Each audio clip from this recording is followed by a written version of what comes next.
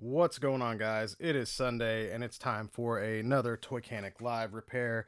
And I couldn't help but notice in the waiting room, Esteban mouthing off saying that I was probably fixing my microphone. And I looked over and it was muted. So thank you, Esteban. Thank you, Nacho. That's why you're one of my favorite patrons. You know that, right? You know that, right? Okay, let's get to it. What's going on, guys? Let's see. We got some people in here that deserve to be recognized. We've got Ninth Archer Innovations, as I mentioned before, the incredible Nacho, Esteban Barazza. We've got Chrisman. What's going on, guys? What's going on, fellow knights? All of those guys are freaking patrons as well. How about that? I pay for my friends. Actually, I guess they pay me, don't they? Huh. I didn't think about that. We were friends before that, just so you guys know. Just so you guys know. No, they're huge supporters, and I couldn't do this without them. They are fellow. You know, it's funny. I would definitely call them influencers, but in the not in the way that it's so bastardized these days. Those guys are influencers in the way that they actually positively influence people to just be better people. I think that's the only real way of influencing or being an influencer is to make people be better. And those guys actually do that. Speaking of a person who makes people be better people, Oreo Mega's here. If you guys don't know Ori, he is a phenomenal toy photographer. He's also the main man moderator of the Toychanics and Crew Maru Discord. If you guys haven't joined the Discord, you need to. I've got a link tree that I should probably be linking in this like every time. But yeah, there's a link tree for that. You can search Bill Maru, Toychanics, and Crew Maru Discord. I'm terrible at promoting. I'm here to repair stuff. You know. Happy early Valentine's to you, Ori, and to the rest of the crew. Absolutely. We're gonna celebrate the love of figures, right? But pardon. Let's get this kicked off. This is a new one. I almost actually bought one of these guys. I'm a big fan of the whole anthropomorphic genre of like mutant monsters. Not. I mean, if you dress up like this, that's okay. But that's not what I'm getting at. This is really cool, man. I like this world. I think it's my love for the Ninja Turtles and like the biker mice from Mars that really makes me like collecting this stuff. Just because I feel like all of them fit in with the Ninja Turtle universe for me and my head canon. You know, Mutant Town. Let's go. But this right here is from, I believe that you pronounce it AxyToys. And this is the DInosaur Battlefield Dinosaur Warrior green. This is the green one.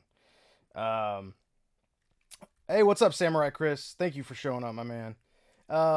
So this guy looks awesome. He's pretty cool. I actually had to look up a review on him before I went ahead and started this stream today because I'm looking over here, and the thing I noticed was that what broke on it is this peg, and this is just like, oh man, this is gonna give me like PTSD already because I've been fixing a lot of Mezco Conans lately, including my own, which I'll be doing after this. I think I'll be doing that after this stream on the Discord Patreon stream, but we'll see.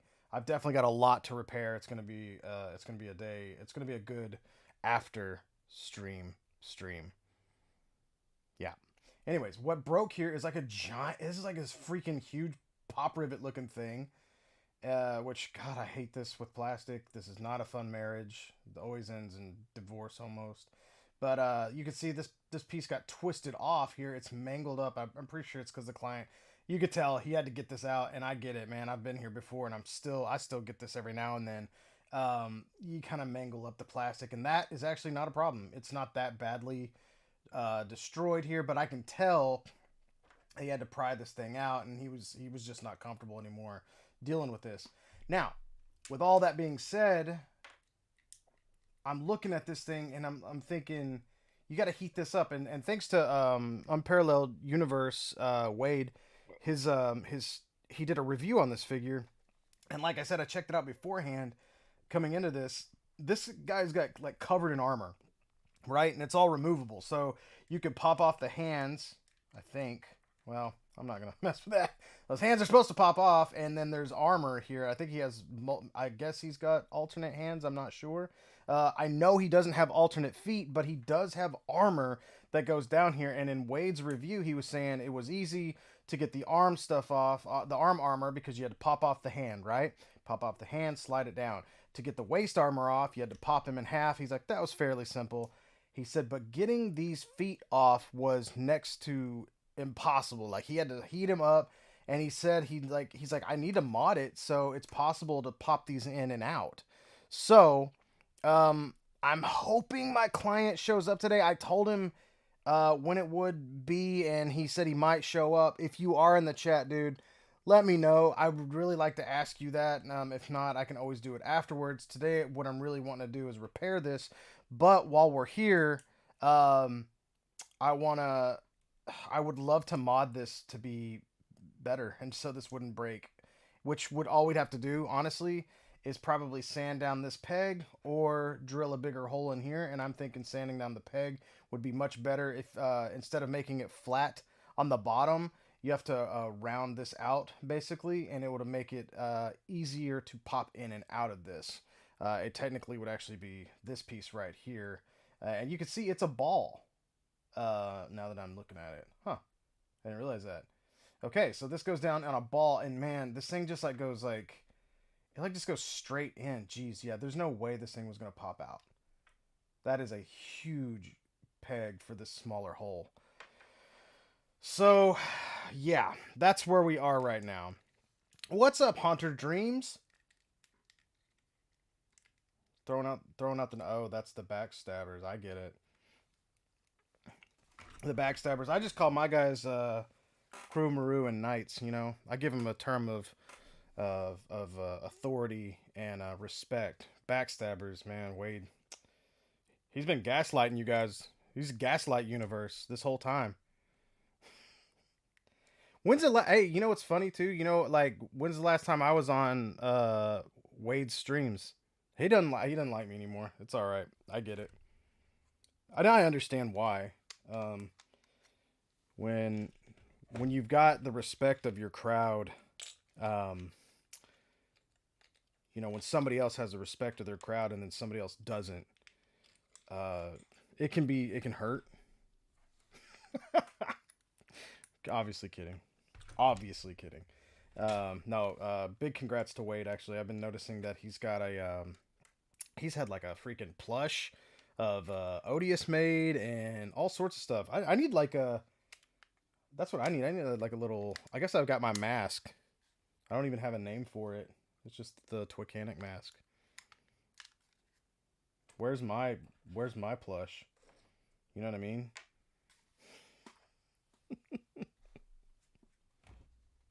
Yeah. Backstabbers are Sith. Dang. Sith universe. Yeah, man. I get, yeah, oh yeah, I did. I did. I started going on Dave Wonder streams because Dave respects me, man.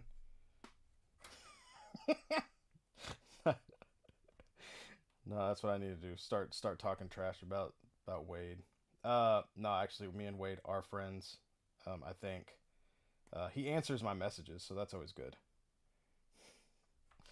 I'm gonna stop talking about freaking Wade. Anyways, huge thanks to him for his review, because I did check it out just to see what I was gonna be working with here, because this does not pop up. In fact, I'd like to, while we're at it, I'm gonna go ahead and heat this guy up just to see how rough it is. And it sucks though that you have to do this. Ninth Archer, I can send those stickers out as soon as tomorrow, honestly. Oh yeah, Esteban's got one of the OG magnets. Dude, I found one. I found one lying, it was like under like one of my my cutting mats. Somehow it slid under there. So I literally have that. Of course you can get a mask, Archer. You're actually part of the Maruminati deal is like everybody gets a mask as well. I do need to paint one for you though, because I talked to you about that in private. Most of the other guys, they just get one unpainted, but we made a deal. Word is bond. All right, so I'm heating this up right now with the heat gun, and I want to make sure I really get in there. Do not want to have to repair 2 of these. All right, so let's go ahead and we're going to take our tiny screwdriver here. Actually, I think this one's a little bit bigger. Let's take the smaller one. And we're going to come in from the back here.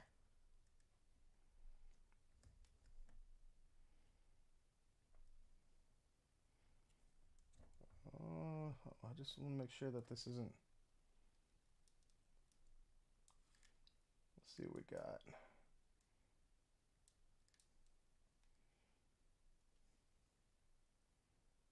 Man, that's really in there, dude. I mean, that is really, really, really in there. I think the best way to go about this, honestly, would be to mod the foothold, the ankle hold, the hole. I might want to heat this up just a little bit more. Let's try one more time here with the pop. Nope, I'm gonna heat that up. Dang, that's really in there.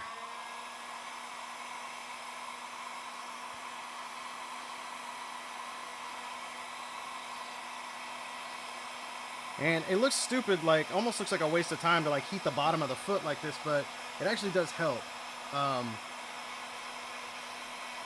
You want to evenly distribute that heat on here, right? So let's go ahead and try this one more time. I said this, so I actually put up a mini tutorial on my Instagram and my TikTok, actually. Yes, I have a TikTok. Yes, I realized just how old I actually sound when I say I have a TikTok.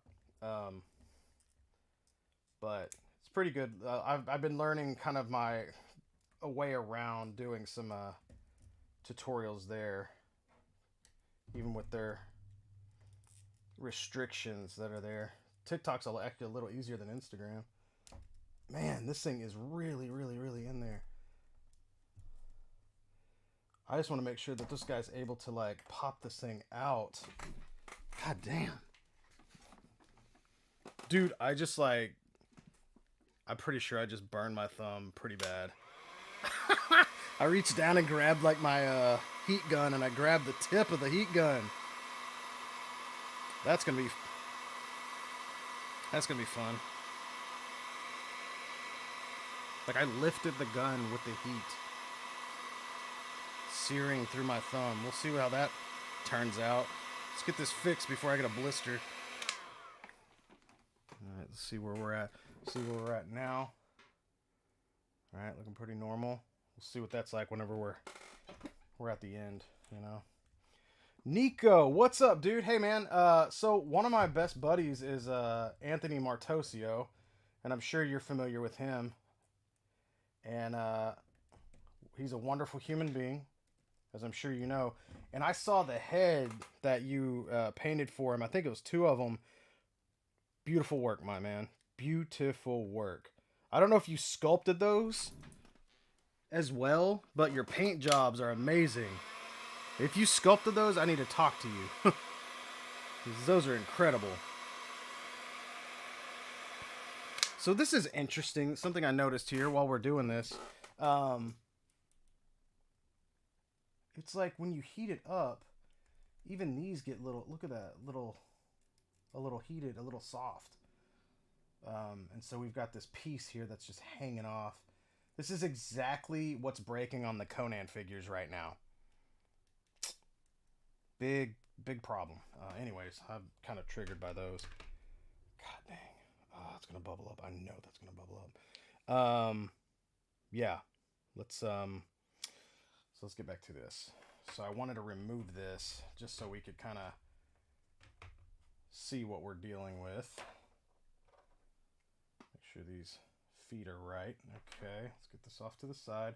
So I had initially told my client that I was like, all right, look.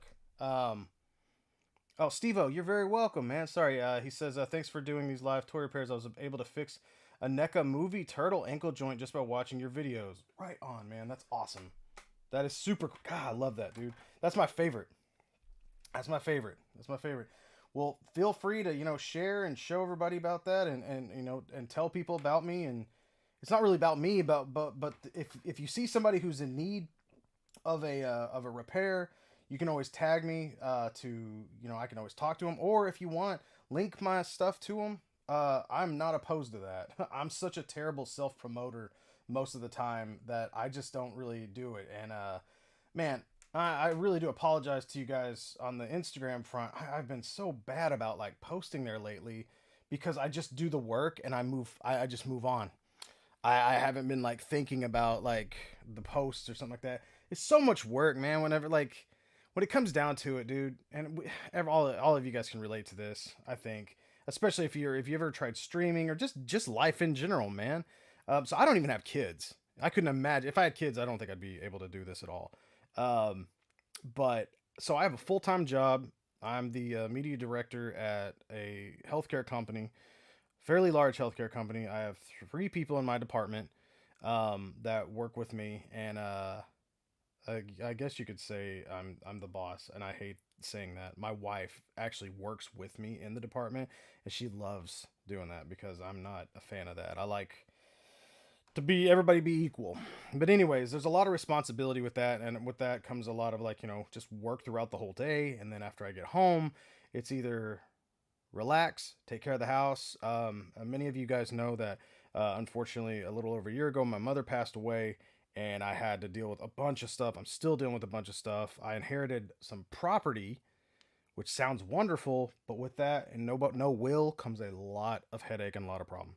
So there's just like stuff over it, life. You know what I mean? I'm not special. It's just life. Life stuff. Life happens. So what I'm kind of getting at is doing this and seeing that we can help people and stuff like that just makes it worthwhile. All the guys that are like contributing to the Patreon, like check this out. Look at this. Look at this. Bam. Look at all those guys. That's 10 people, man. That's 10 people that are freaking slinging some extra cash my way to do this stuff, to make this stuff feasible, to make it make sense. So thank you right here in the middle, like just Esteban Brazza, my main man Nacho, Chrisman, the Samurai Chris, Dave, Wonderful Wonder, Ninth Archer Innovations, who hates everything, Geek Mechanics, Creeper 13 Creations, Brian C. Williams, Maximo Juarez, and Robert Leon. So there you go. That's just a little shout out to those guys. I love you guys. Thank you so much. They're always in here too. Most of them are. Some guys I don't even talk to. Some of these guys are like, they sneak in. They sneak in real sneaky like. They just drop a few bucks and then they slide out. It's crazy, man. And also it allows me to fund other people like Dave Wonder has a Patreon right now, which you should go check out as well. That guy is a workhorse. He works too hard, I think. I don't know how he does it. I don't. He's got 2 children and like 17 jobs, I swear. I'm tired just talking about Dave. I'm tired just thinking about him. Sheesh. Oh, Gambit's in the house. What's up, Chris Jordan? All right, let's get to fixing. Isn't that why you're here? You guys don't want to hear me talk about this all day. All right, so we're gonna first. Actually, if my guy doesn't show up, I just want to make sure that I get a few photos just so I can send him photos just in case he's not able to make this. I really do want to mod this for him though. So, okay, so let's go ahead and clear this out a little bit here. This thing is full of just junk.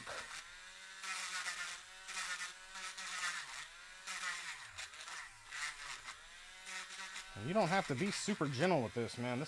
Golly, this is really sturdy plastic. I think the best route would be on this would be to I think it would be to make this peg the ball smaller on the peg to pop in instead of trying to make this hole wider. I think that would just be more of an issue, honestly. So, yeah. Okay. So back to this. So I told my client that I was going to probably have to make a whole other piece right here. So basically recreate this shape, but getting it in hand,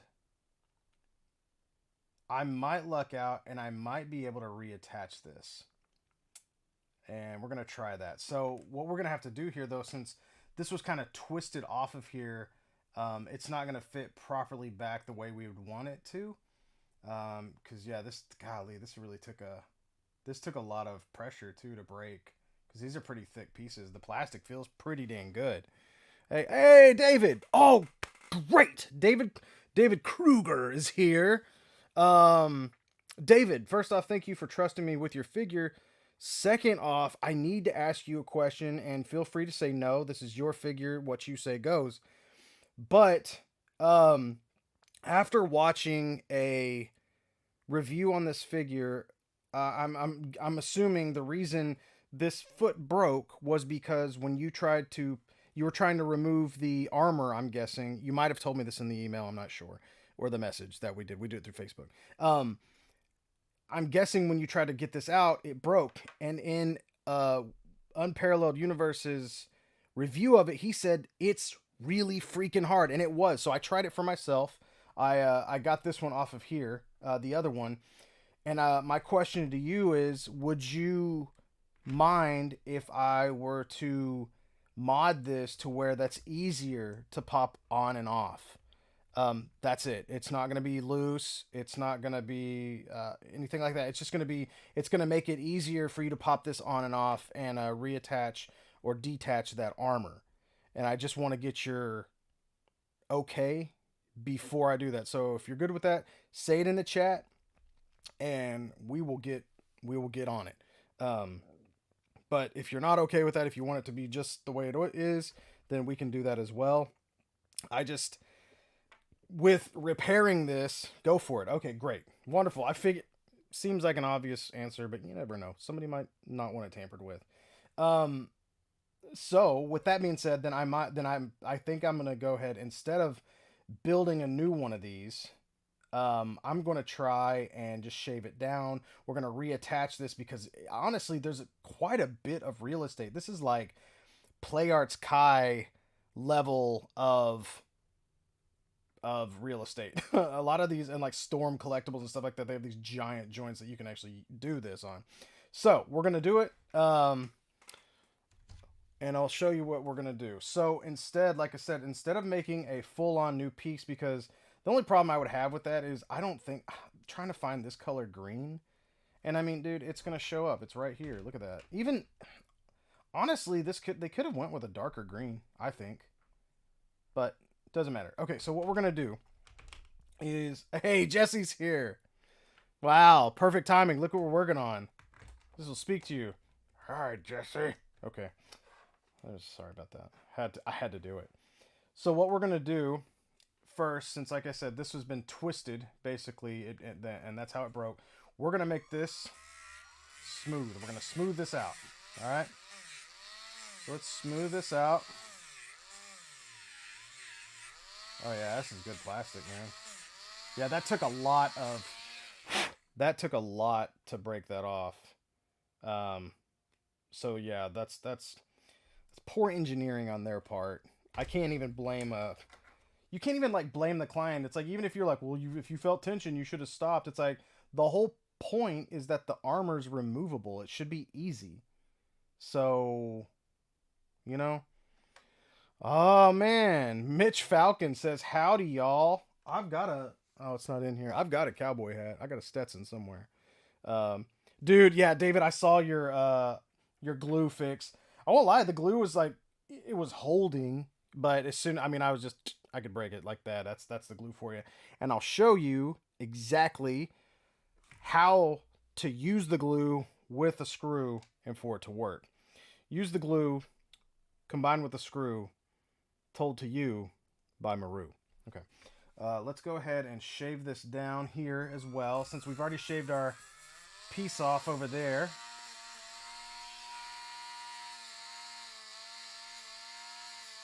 And so Now that we've shaved these flat, okay, or flatter, the whole point that we need this thing to do here is to kind of hang over halfway, right?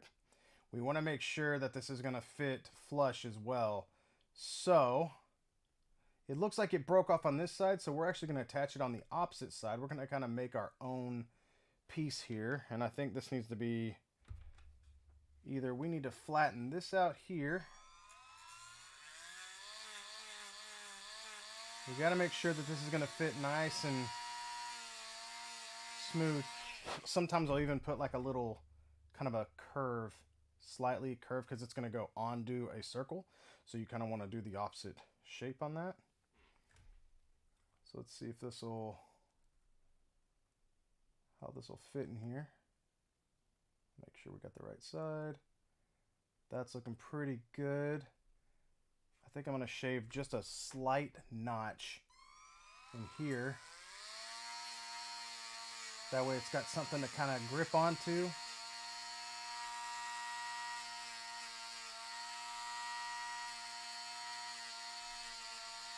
See, I'm kind of coming in at an angle here.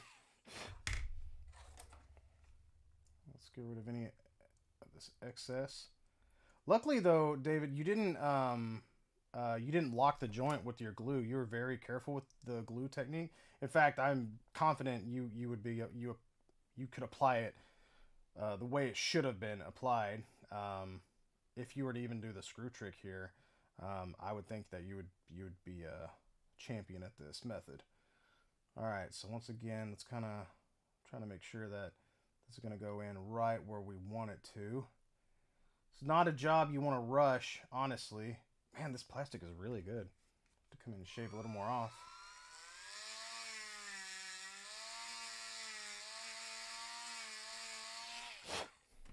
Like I said, I'm kind of coming in at an angle, making this little slight divot right here, so it can have something to kind of grip onto. I think that's going to work for us. Yeah, there it is. Okay, so we're going to kind of keep this mangled side maybe out.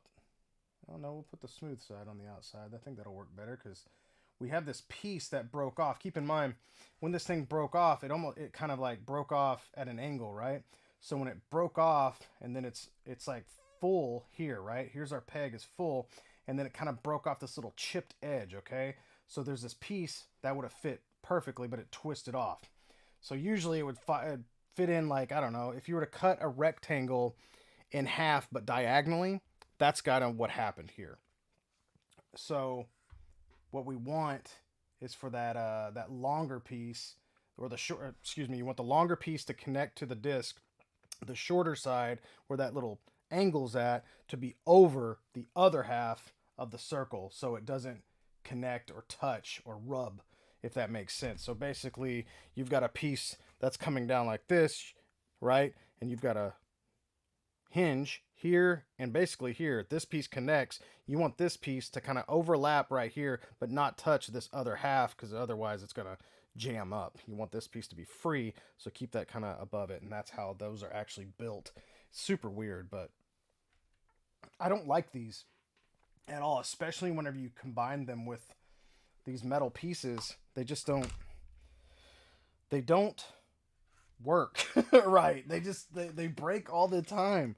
I realize that not all of them break, but god dang, so many of them break. Mafex, Mezco, god, Mezco, a lot of Mezcos. Their quality's been kind of going a little downhill in my opinion, which sucks. I don't know, man. If any of you guys got that Conan, I can't stop talking about the dang thing. It's embarrassing, kind of. I would, if I ran that company, it would. Oh man, I'd be losing a lot of money on Conan because I'd want to make that right with people. If I do a repair and I send it back, or like somebody gets it and it breaks, I pay them to send it back usually. If it, even if it was their fault, which I've seen a few times, not a whole lot, but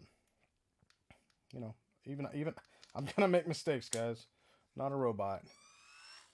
Alright, I'm just testing this, make sure it's on straight. Sometimes with these keyless chucks, you just want to make sure that they're on there even. Okay, so what we're going to do now is we're going to drill a hole into our peg so we can insert a screw. And I'm going to use the thicker screw because this guy's going to need a really strong thing to grip, basically, because we don't want this thing to twist off, and we can't use a tiny screw for this one because it wouldn't be strong enough. Okay, and like I said, we're going to use the smoother part. All right, so we're going to kind of keep the this in the center still, but we want to go slightly off-centered. Sometimes I do this, sometimes I don't. It really depends on how thick the peg is, okay? So here we go. We're going to go in like so. We're going to drill straight in. I'm trying to keep it slightly off-centered.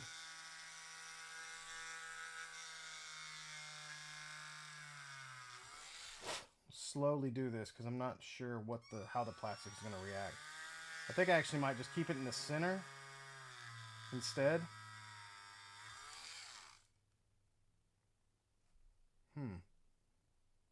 That almost looked like it was like kind of smoking a little bit.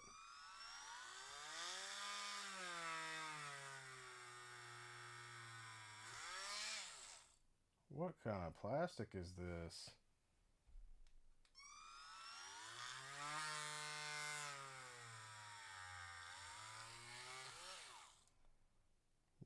Okay. We're dealing with something different here, guys. I don't know. Plastic usually doesn't smoke like that, not right off the bat at least. See if we can get through all the way, and I think we'll be all right.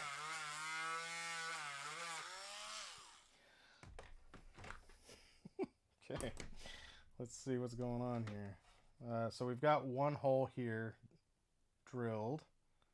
We're going to want to go back through the opposite side, but right now I'm trying to... It was getting a little caught up in here. This plastic's...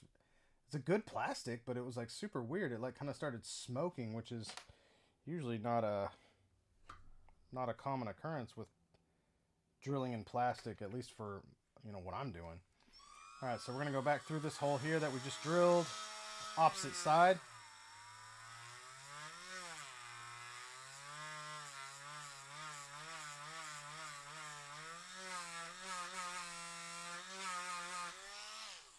Okay. I think this one's going to be, gosh, it's warm. Yeah, this plastic's weird. It's definitely a weird plastic, guys. All right, let's see if we can... Gosh, see if we can get some of this out of the way. Yeah, it's like kind of pooling up on some of the plastic. Okay. Let's see here. I seriously doubt this is going to go in on the first attempt. I'm imagining that this plastic is getting all sorts of melted inside of there, but we'll see. We'll see how this works. Okay. Ninth Archer said 22 watching and only 10 likes. Please hit the like button. 12 people may not like what they're seeing, man. You know what I mean? You never know. Okay, so this is actually going in incredibly well. Golly, this is a new one. This is interesting. I mean, I'm happy that the screw's going in the way I want it to. That's awesome. It feels like it's going to be a great hold. But also, like, I don't know how the glue is going to react to this plastic now. Like, this is such a interesting... I've never had it, like I said, smoke like that right off the get-go. Yeah. So seeing how this is a toy repair stream, obviously my question is, does anyone have thoughts on the recent Meta Birkin's court ruling? God dang. Mitch, you are something. I don't even know what you are, Mitch. You're just Mitch.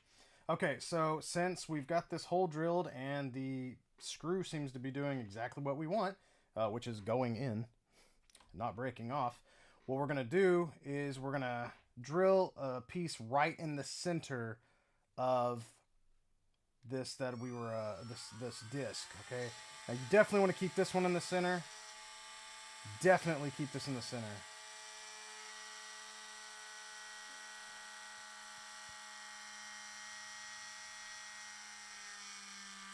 Now remember the resistance that we had a minute ago, right?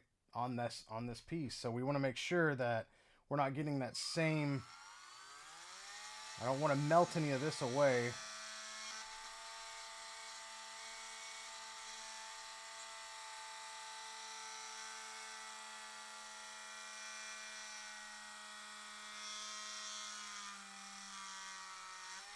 You want to, a lot of times you want to just kind of back it up. You want to start, because as you can see, it takes a little bit for that plastic to really start catching, right?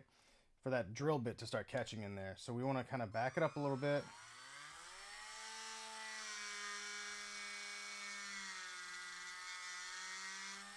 And I was about to say, I was like pretty sure what's going to happen is we're going to drill down until we feel this piece stop it, which we did.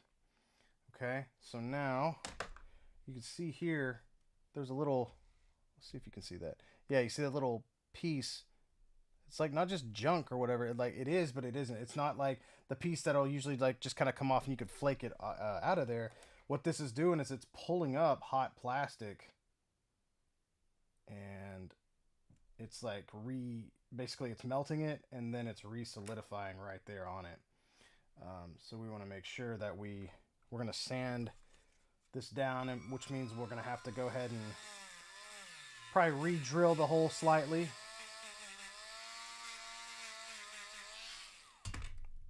Because a lot of times what will happen is if you sand over it like that, it'll kind of close over the hole a little bit, which you can find just by putting your kind of slowly moving your hand like so, just drilling it in.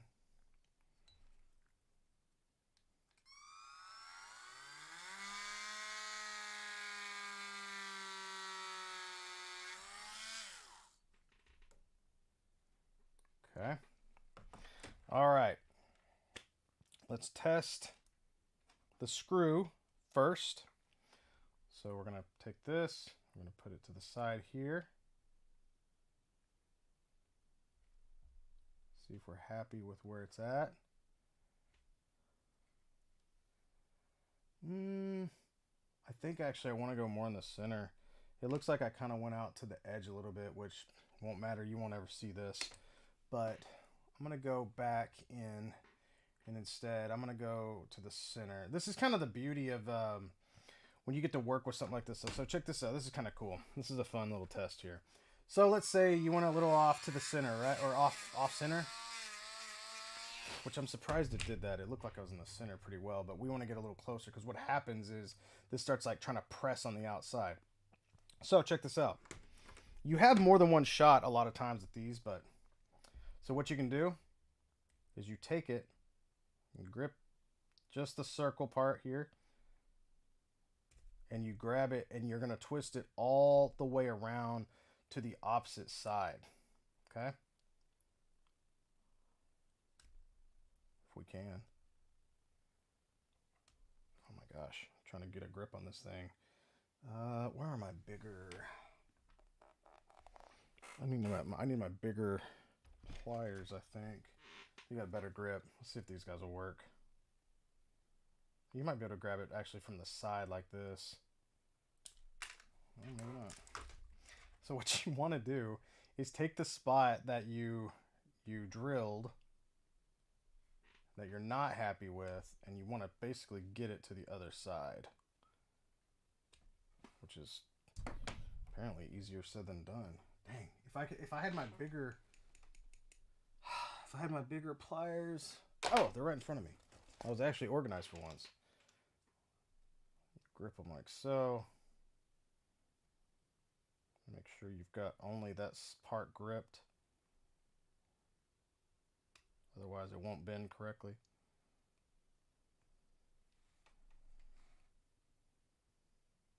Almost there. Okay, let's see what this does right here. Because now it gives us a clean slate, essentially. I mean, you could probably have 4 chances around here. This really depends on where the ankle's gonna be, right? So when it twists, you know, if it moves forward or whatnot, you might see like a hole that you actually drilled in there, but you can always fill that if you want with either some sculpt or a little bit of glue and paint over it if you need to. But generally, this isn't even seen because it's hidden. I want to kind of back it up just a little bit. A lot of times you want to have that on the opposite side, so when it does go in, twist back. All right. Anyways, sorry about that. That's a little learning bit right there that I like to throw that out there for you guys. It's kind of my favorite thing that happens is whenever a mistake, quote unquote, happens, you can always fix it yourself. Okay, so now let's keep it in the center like we should have done in the first place, but it's all right.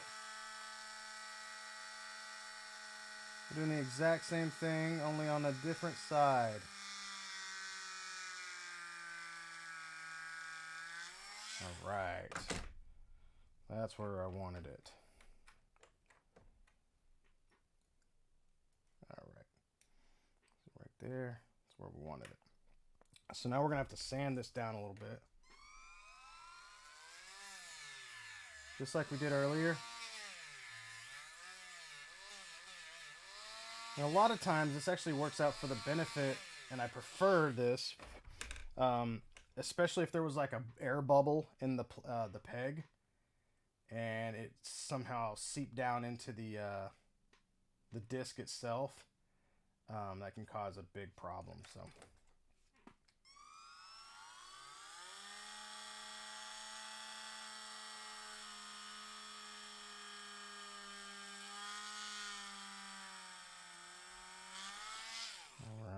Looking good. Once again, it's kind of good to, if you can, widen out the hole slightly more than you did with this one, because once this does go in here, what happens is it starts to press and expand the plastic out, and it can cause some minor issues. I can already see that this hole needs to be slightly bigger.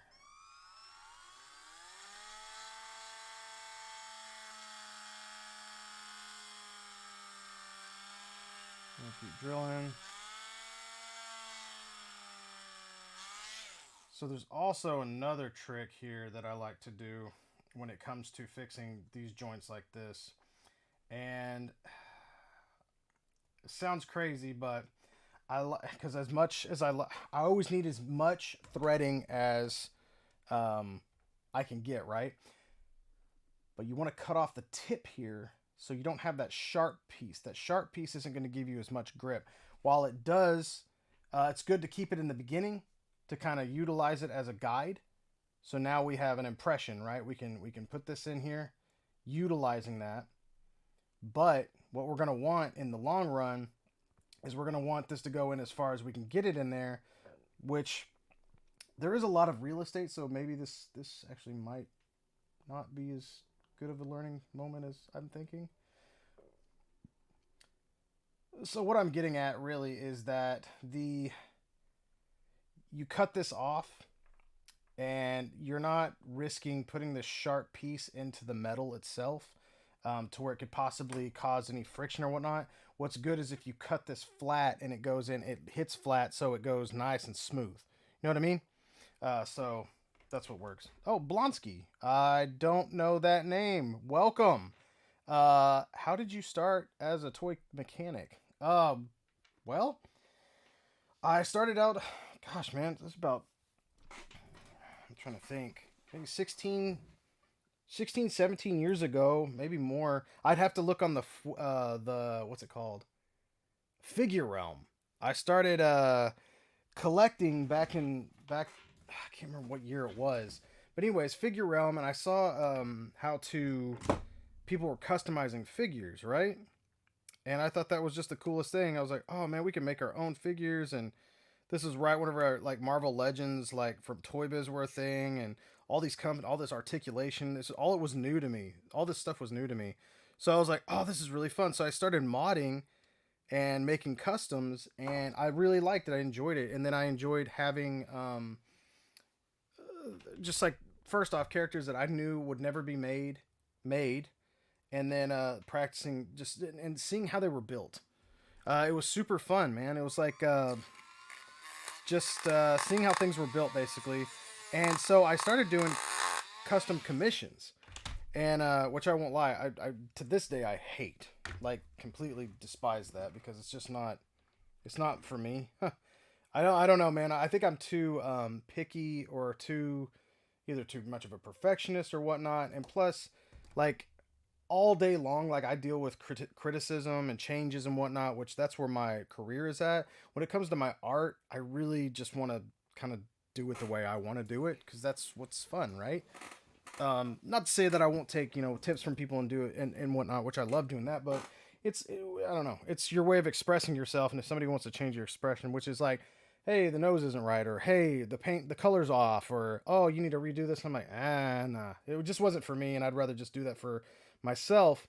Well, in all that time of taking figures apart for people and putting them back together, um, I learned how to. I mean, you learn things break real fast, and you have to crack things open, or you have to reattach things, or whatnot. And so I learned a lot of that stuff. And I've always, since I was a kid, and I think a lot of kids were like this, they took things apart and whatnot, but I like to put things back together as well. It's easy to destroy something, it's a little harder to create. It's actually a lot harder to create, in my opinion. Now, if you create something that's very hard to destroy, that's an amazing invention. But that's kind of where it just kind of went from there. I started getting involved with the articulated comic book art crowd. I became a admin there. I was an admin there for like over a decade, and it just turned into a thing where like word of mouth spread out, and it was I just had a knack for it, I guess. I don't know. Nobody else is doing it. Probably because there's no money in it. Everybody does a hustle. Everybody's got a hustle, right? Um, it's not fun to me if you're doing it for the money. It's not fun, and trust me, there's not money I mean, there's a little bit of money in this, but it's enough to just like pay for supplies and maybe occasionally like treat yourself to something cool. That's why I have a 8 to 5 job because and I went to college for that. So that's what I do. But that's kind of in a nutshell. That's how it happened, man. Word of mouth, and I decided that I didn't want to do customs anymore. Like I said, not for other commissions or anything. I just wanted to do repairs. They're fun, and plus, it's only helping people out. That's the whole purpose. People are very happy. It's a very what would I say? This is not a thankless job. People are very happy about this stuff. You know what I mean? So that's really cool. It's just awesome to kind of, especially with how much we pay for figures now. You know what I mean? I mean, I hate that. I hate charging people, anyways. But I gotta charge for my time just because, you know, I do have a wife. You know what I mean? So when it comes down to it, but it's really cool, man. I made a ton of friends this way. People like he's in the group right now. People like Casting Cave is in there, and then people like my man Ori or Ninth or Chrisman or Esteban and Creeper Creations. All these guys and Samurai Chris. All these guys that I'm seeing, I've bonded with, like made friends out of them. Like that's and they're easy to be. It's weird. It's almost like the people that are drawn to what I do, to watch what I do, to practice what I do, to talk to me. Those people seem like all they want to do is help people. Like that's all they want. Like they were here for a positive experience. They got one, and then they're wanting to share it out there. And Blonsky, I saw you said, "I wish I had your skill." All you have to do is keep doing it. All you have to do is keep doing it. Just keep doing it, man. Nobody starts out as a great painter. You might be good. You might just have a knack for it, but you can practice and you can get better. That's with everything. I am your friend, Jesse. Jesse gives me cool jobs too. He thinks I'm like, he thinks I hate him. He's like, "Oh, I'm so sorry I gave you such a hard job." I'm like, because a lot of times it comes across as like complaining, I think, to people. I think text is weird. I'd rather talk to people face to face or on the phone or something like that. Face to face is my favorite. That's why I do these chats and stuff like that. But because we can tell people how we feel. Whenever I say, "Man, this was a real job. This was crazy. This was a lot more work than I expected," it sounds like this was a lot more work than I expected. I'm upset. I'm mad. It's just like, nah, man. I get kind of jazzed about like a challenge or an excitement, and you're just like, what the hell? This is crazy, man. This is nuts. But uh, yeah, Casting Cave. When people say, "I wish I had your skill," say, "I wish I had your money in my pocket." Yeah, I wish I had money in my pocket. I was like, you can have this. I mean, you can get the skill. It's nice to be able to fix your figures because honestly, when it comes down to it, it does save you money being able to do it, and that's why I teach people, or at least put the knowledge out there to where people can use it. What cracks me up, and this is where I still struggle with this sometimes, is when people like criticize a repair I did that works all the time, and it's like, well, that's risky. I'm like, well, yeah, it's fair. Yeah, it's risky. Like super glue, it's like you could really screw up a figure like that. I'm like, that's why I said it. You can't screw up a figure like that. Absolutely. If you go to repair a car and you don't know how to repair a car, maybe take it slow, take it bit by bit, take it easy. I mean, you got to figure out how to maybe sew up a wound before you go doing brain surgery. Jesus. That's a real, that's pretty far out. That's a pretty strong argument, but anyway, you know what I mean. Let's get back to this, man. You guys got me rambling today. Thank you for your question, Blonsky. I think that was really cool of you. So what I've done here is sand this down. Always put on your safety glasses if you're gonna sand down a screw. You don't know where this is gonna go, and these pieces can flake off if you're. So we're gonna sand this kind of flat like so. And it's just basically sanding this tip off of here, right? And we're making that flat so whenever we screw this in to here, like I said, it's gonna. And you don't want to force this in or get too crazy with it. If it's not working, sand it down a little bit more. That just means it's the threading's off. Okay. If it goes in easily, should go in by hand. Very simple. Look at that, flat. It's going in. This is exactly what we want. Perfect. Okay, so we're going to back out. Now that we've tested this, let's test it one more time in here. I have no doubt that this is going to do exactly what we want it to do. And what we can also do real quick, so as we're twisting this in, it gives us something to grip this by before we put it all the way through. And check this out. You can take your sanding bit, and this is if you accidentally kind of mangled up the joint a little bit or the peg getting it out, because it's definitely possible.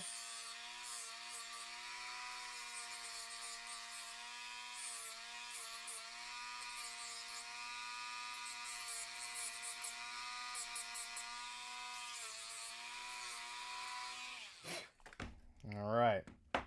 And we're going to wait until we get it attached to this before we actually sand down the peg, the head of the peg, okay? So let's go ahead and we're gonna back this out, and now we're gonna straighten our screw. Man, I have not been taking photos at all for this. If my client shows up in here, I feel like I don't need to take photos anymore, because really I'm taking photos for the client, but I really need to be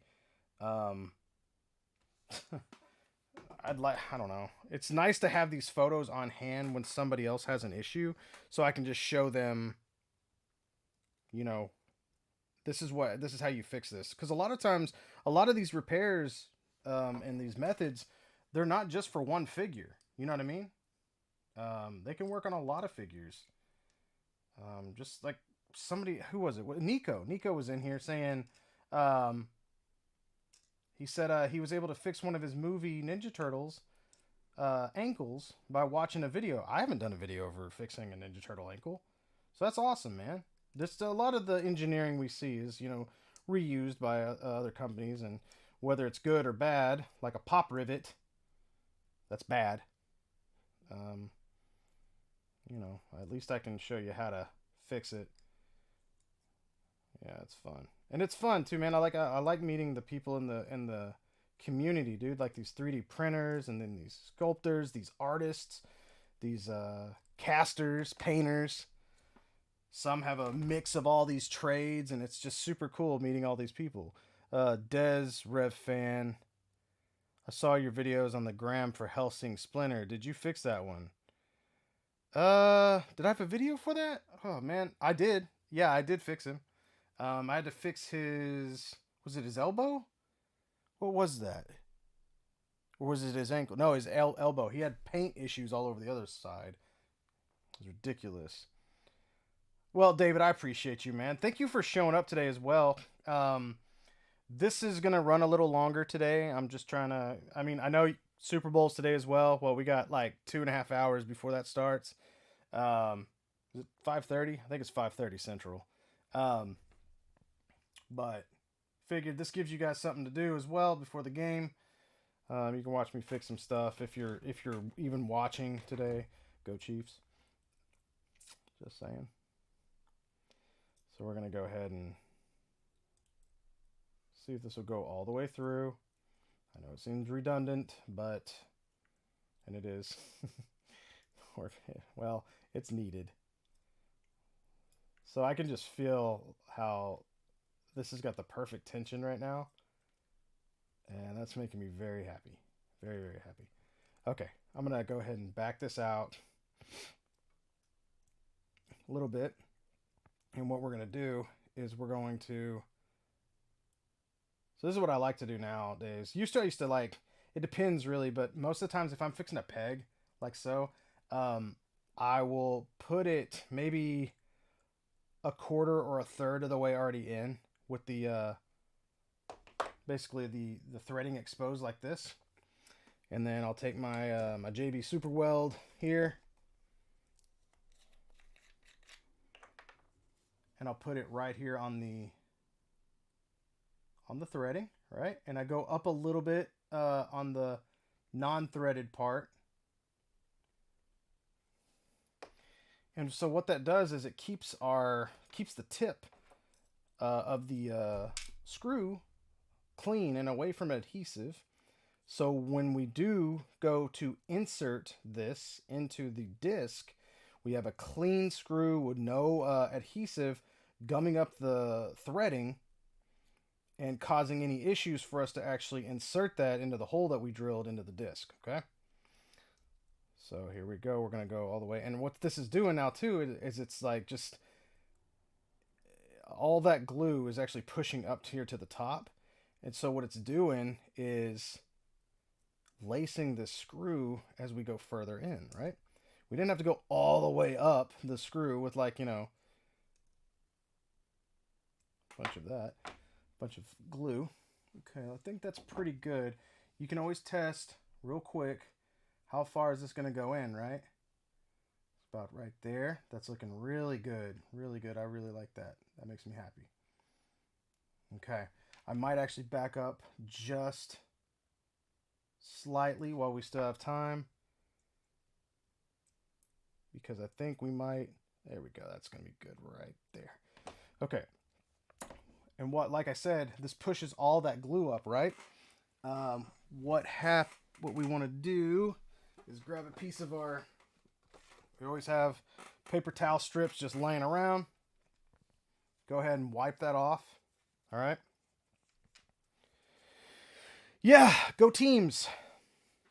Go teams. Oh, I can't say what it is today. Oh yeah, they might want money for it. Okay. Go sports ball. I love it, dude. You ever see like Rob Lowe at a football game and he's got the NFL hat? It's just the NFL logo on his hat. It's so good. Oh yeah, Des Rev. Hey Corey, if you're still in here, could you tell me what that is? Is it called flashing? Where if so basically, let's say it was like this. Say there's like an arm that has a, elbow joint in it, but like it's like the plastic from the arm itself is still over the disc. I think that's called flashing. I could be wrong, but I think that's called flashing. And it's like basically a piece that was supposed to be cut, and somehow it didn't get cut, or something jolted in the machine or the plastic, something. But I could be wrong, but I think that's what it's called. And that happens. It can fuse to the plastic. It can be a real mess, which you don't want to mess with. Okay. Also, all right. So here we go. Let's get back to it. I'm going to kind of take my razor blade here. Excess plastic on a seam is called flash, but also could be a mold shift. There you go. That's from the professional right there. You guys can trust the casting cave. That guy knows what he's talking about, man. He's way more familiar with those processes than I am. That guy makes parts from. I love that. So that's one of the Corey and I have developed a friendship over a very long time, and it was kind of interesting how that happened. It was I'd been buying from Casting Cave for probably well over a decade, if not a decade, but well over a decade. He used to have these like really cool fodder boxes that he would sell off, and I would just like, they would have imperfections and stuff, and he sold them for nothing, man. And I'd buy them. I was like, oh, this is cool. And then I can't remember how it was. I'd have to go back in our messages or something like that. But I got to the point where I had to ask Corey. I was like, hey, dude, I have this really weird piece that I need casted, and can you do it? And he's like, I don't really do that, but sure. Like, I bought from him a few times, and he was open for it. I respected his time, and I respected what he did. And I guess it translated through text, luckily. And from then on out, I would send him these freaking, like, the weirdest repairs, man. I have some nearby that I'll have to show you guys someday, that I have, like, just boxes and boxes of weird pieces that show up. And I'm like, Corey, I don't know, man. It just looks like something that, I don't know, Indiana Jones would have to, like, figure out in order to get out of a temple sometimes. These pieces that are just, they blow your mind. And he's like, if Corey says this, I can already hear it in his voice going, weird. That's not a usual piece. Yeah, I already know. So anyways, over the years, we developed a pretty good friendship. And I want to say it was COVID hit, and Facebook introduced something called Rooms. It was Facebook Rooms. And so I was home during the day, and I was like, screw it, I'll fire it up. Because, man, like I said, back in the day for ACBA and all that stuff, we used to do chats all the time with like Craig Warwick and my man Glenn Webb. And I am name dropping because they're my friends. I love those guys. Boog Nice would be on there. Russ, Shartimus Prime, Darius, D Amazing, Pharaoh Black, my man Cheddar, JC Cortez, freaking my man Rick Dominguez, my dude Shane Miller. We had a bunch of just people that are like really big names, I guess, in the toy community now. We all started, everybody started in that small group, that little pool. And we used to do chats all the time. And I love talking to people, man. I just love talking, obviously. And I never shut up. And it was so special, like, whenever you could just, all these people would show up. And you see people get brave. And they finally are like, yeah, I could do that. I can just, I don't know. People get, I guess, starstruck on some things like these, big YouTuber names. And they're just people. Ah, my man Punker Mike showed up. You want to talk about an OG right there. My man, that's a good guy right there. If you guys don't follow Punker Mike, please do. He will enrich your life, your toy life. So, clever guy. I like clever guys. Anyways, yeah, I saw this Facebook thing, and it reminded me of those old days of the chats. And so I hopped into it, and Corey popped in. And I didn't know who he was at all. I've never seen his face. Corey's usually just shows his hands, and he looks he looked like a lot like my buddy Anthony did at the time, because he had my friend Anthony had this beard and he had glasses. His head's like kind of shaped the same, had like darker hair, and he was like, "Hey man," and I just kind of looked off to the side and I was like, "Oh dude, what's going on, man?" And he was like, "Yeah," and he's like, "I've almost finished this cast," and I was like, looked up and I looked at him and I was like, "Corey, what's up?" And he's like, "Oh man, nothing." I'm like, "Oh my god, this is the first time we've ever like spoke and seen each other," and there was like instant like friendship right there. Dude's got a real uh just a real G rated sense of humor, and that just melds well with me. No, we hit it off, so it was really cool, man. And then it's just really cool to see stuff like that happen. And it keeps happening. Like, I've got patrons now that I'm just becoming super good friends with. And it's funny because it turned into like a club almost, like in our Discord. The Toychanic Discord has taken off to heights I wouldn't have thought it would ever reach. Like, it's super chill in there. It's super cool. We've got a lot of I just turned into Todd McFarlane there. Super cool. It's a super cool place to be. But no, it's a friendly place to go to, and you don't have to worry about being judged in there. If you're annoying, we'll let you know, stuff like that. And we're there to help. If you want to do toy photography, if you want to talk toys, you want to talk movies, video games, get in some chats with us. But opening up the Patreon was like all because the guys that told me to do it are the guys that are like my patrons, man. Like, how cool is that? I don't know, man. It's something really special about having these friends that are not only like really talented people and really cool people, but also there to like support you in your endeavors and what you do, um, to make sure that it keeps going, because it means something to them too. It's pretty cool. I don't know. It's an interesting world we live in, where you can literally, I don't know, man. When I was in high school, which was, geez, like 2000, you know, uh, dude, if people ask you for money, you didn't want to be friends with them. I mean, I'm not really asking for it. It's there if you want to do it. But you know what I mean? Like, it's just such a weird thing. Like, I don't know. But I was always there to like support a friend or whatnot. And it's just kind of cool to giving people a way to pay things forward. Um, and to be a part of something that they believe in, and especially being a part of something that's positive and whatnot. And that's my whole point of this brand. And I just want to, I don't know, I get emotional thinking about it, guys. Like, I just want to thank y'all. Appreciate it, in a good way. Okay, so what you can see here, see this this divot that we've got right now. That's because whenever I put this in, I should have shaved this off a little bit here. So what I'm kind of doing right now is, since I've put this in, I'm trying to kind of go in with my razor blade here, kind of cut a little bit of this, just the peg, down, and so that split goes away, which shouldn't be a problem. But I'm trying not to like mess with the integrity of this sculpt here. Hopefully I can move it. I hope I didn't lock it. If I locked it, that's all right.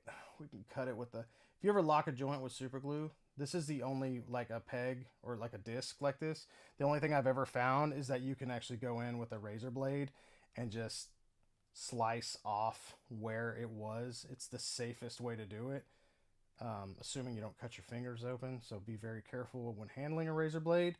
I've been handling a razor blade for a very long time, and I still cut myself from time to time. So please be careful. If you're young, get your parents to supervise you. It's not embarrassing. They'll want to do it, especially if you have like a crafty mom or dad or both. Let's see. Make sure this is bending the way we want it to bend. Doesn't seem to be moving the way I want it to. So we're just going to run into, see if we can loosen this up a little bit. I think what's going on right now is it's a little caught up. There we go. I think it might have had a little glue in there, which is all right. We'll just kind of clean that out. I just want to make sure though, it looks like I just got to cut a little bit more of this off. And we'll be able to get in here. Just a second. All right, so see, we've got this side looking good. This right here has got a nice, just a big bend in it, and we don't want that. So let's see here. We'll just kind of be careful. Move it around. It definitely had some glue on it because some of it's on my razor blade here. But I'm able to bend it, which is good. Just hoping, I don't think the screw kind of broke through, but I just want to make sure that we've got a nice even flow here to this. This plastic is like super weird. Yeah, it looks like it's got like a bend almost coming up right here, so I think we might be able to smush that back down. Probably what happened too, whenever I went in here to bend this out, what can happen is when you're pushing your screw in, like I said, kind of presses the plastic out just a little bit. Corey was saying, plus Discord has a noise cancellation feature that will cut out the sound of your farts. And if you'd like to talk to us on Discord, you can come to the Toychanics Discord. If you're looking for Corey, he's actually on, and so am I, on the Dave Wonder Discord. So, like I said, Dave's also got a Patreon up. I have no idea what he's got planned, but you know the guy's always going to have something crazy planned. Jesse, I did see your message a minute ago. I will show off this dinosaur figure. I just want to make sure that we focus on the repair, and then I can show off the figure. But right now, I'm just like having to do this like cleanup mode right now, which is not uncommon. Just want to make sure that this is all set the way we want it to. Oh man, part of me wants to like remove this, and part of me does not want to remove this. I don't want to break this in half and then have to redo it. Although the plastic feels like soft enough to where I almost feel like I could. I just want to make sure that I haven't like drilled down to where it's stopping the piece. Screw it. Let's see what we can do here. I think what we can do is take a small flathead screwdriver and kind of, man, this plastic's like really soft. Maybe that's why it was like heating up so much, is because it's like super bendy. Like, let's see if we can grip it like this. And then, let's see if you guys can see that. I want to make sure you can see it. It looks like, ooh, goodness. Almost stabbed myself. That'd been fun. So we want to kind of do here is come up from the bottom. You want to go on the, gosh dang, I can't get a good grip on this thing. It's almost like you want to come from the bottom here and lift up like that, because this plastic is like, it's super soft. It's almost like a,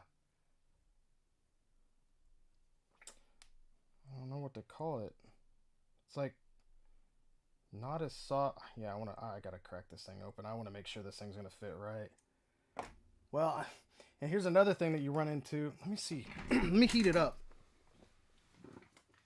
I'm going to heat it up first before I go to cracking this thing open to see if it's going to melt its way back, just to see how soft it is. Nico Hodge says, I've been using razor blades for like 15 of my 22 years on this planet, and I still slip up from time to time. Oh man. I remember the first time I cut myself with a razor blade. It was an X-Acto knife, It was like the last time I used an X-Acto knife as well for repair work or whatnot. Or, dude, oh man, it was a nightmare. Cut my thumb, and man, did it bleed. God, it was insane. It was insane how much it bleed. I remember she was just my girlfriend at the time. Christine, she was my girlfriend at the time, and she was just like I couldn't believe how much blood. It was like I had a little cheap black table, and you could see like the red hue that was on the black table. It was insane. It was a lot of blood. Didn't need a stitch though, so that was good. But man, I'll tell you what, fingertips bleed, man. They just bleed. All right. So this is bending the way I want it to. I just don't like this. There's a big piece right here, and I can only guess, like I said, that my screw might be causing a little interference here, and I don't want that. But the hold is incredible. So the hold's good. That's awesome. I just don't want this. It's just an eyesore, the seam. And you also do run into this. This is an issue you will run into when dealing with a pop rivet or whatnot. Almost all the time. Almost. You can't get it back flush the way you want it. You can get it working again, but a lot of times it's like because that the reason it broke in the first place was because a lot of times the pop rivet keeps the plastic pieces too tight together, and so it's got literally no room to breathe in here or move, and it breaks. So I'm literally just trying to kind of cut around right now. So what I've done basically is, let's take this as the peg, right? And we've drilled a hole, right? So what happens is if this peg is down here, and let's say it's going a little too far, I'm trying to cut off this piece right here, but leave the screw. So basically you just kind of use the screw as a guide, so it's not pressing in to this plastic. Because I actually went one more twist to make sure that it was really like snug on here for the peg. And I think that might have been what's causing this issue right here. So I'm just trying to, like I said, cut around this to see if it'll work. Although the screw should not be protruding like that, because it should be in the center, but you never know. Toy Farce. Hello, Toy Farce. He says, Bill, you were doing the Lord's work. Always great to watch your vids and see the engineering behind your precious toys and how to fix them. Oh, well, thank you. You guys are freaking wonderful today. This is a good day to stream. A really good day to stream. Super Bowl Sunday, huh? Okay. Since I know I'm going to end up putting more work on myself by doing it this way, but I can't help it. I'm sorry. I know you guys probably wanted a faster stream than this, but I don't care. I'd rather have this thing done right than, I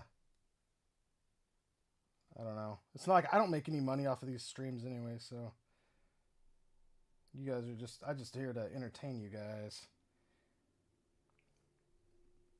And I'm trying to see if I can't get this thing to like move out of the way. It feels like I could almost like, I just want to know how much of this plastic is being like held in by this rivet.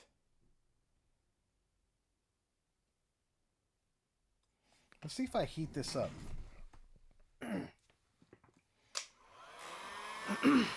Let's see if I can heat this up and maybe pop this out of the plastic. Why not? Let's try it. If anything, we can always replace it, but I don't think we'll need to. I think what will happen is we'll heat this up. We'll be able to sand it down a little better. Since I kind of had to go in there and, you know, kind of mangle this thing a little bit. And keep in mind, we've put in a new piece, so to speak. I always like it whenever a new client, too, is watching something like this, and they're like, what is he doing? Ooh, that is so flippin' hot because, you know, heat. All right, let's see if we can't. And you would think that that would actually be a little softer now. A little bit softer now. All right, let's see if we can't.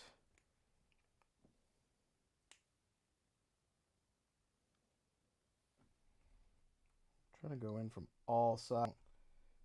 Just work on one piece.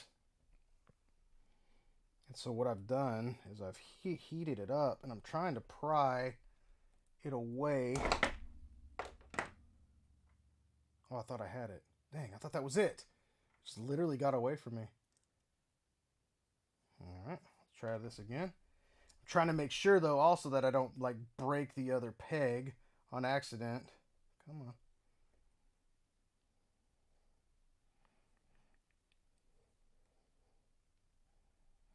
Kind of coming in from the back side here to see if I can't. See if we use a smaller screwdriver, what'll happen. Man, that thing is really in there.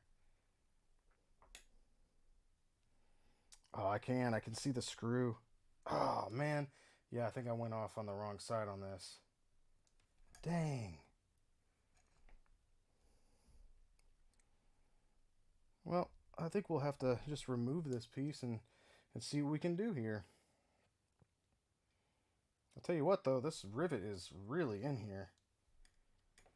This might be the biggest rivet that I think I've actually had to remove. And it's weird because it's not like normal rivets either. It's like...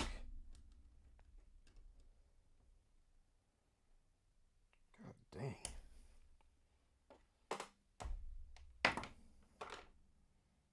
Oh.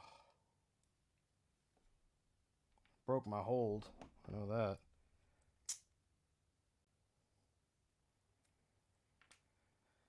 Okay.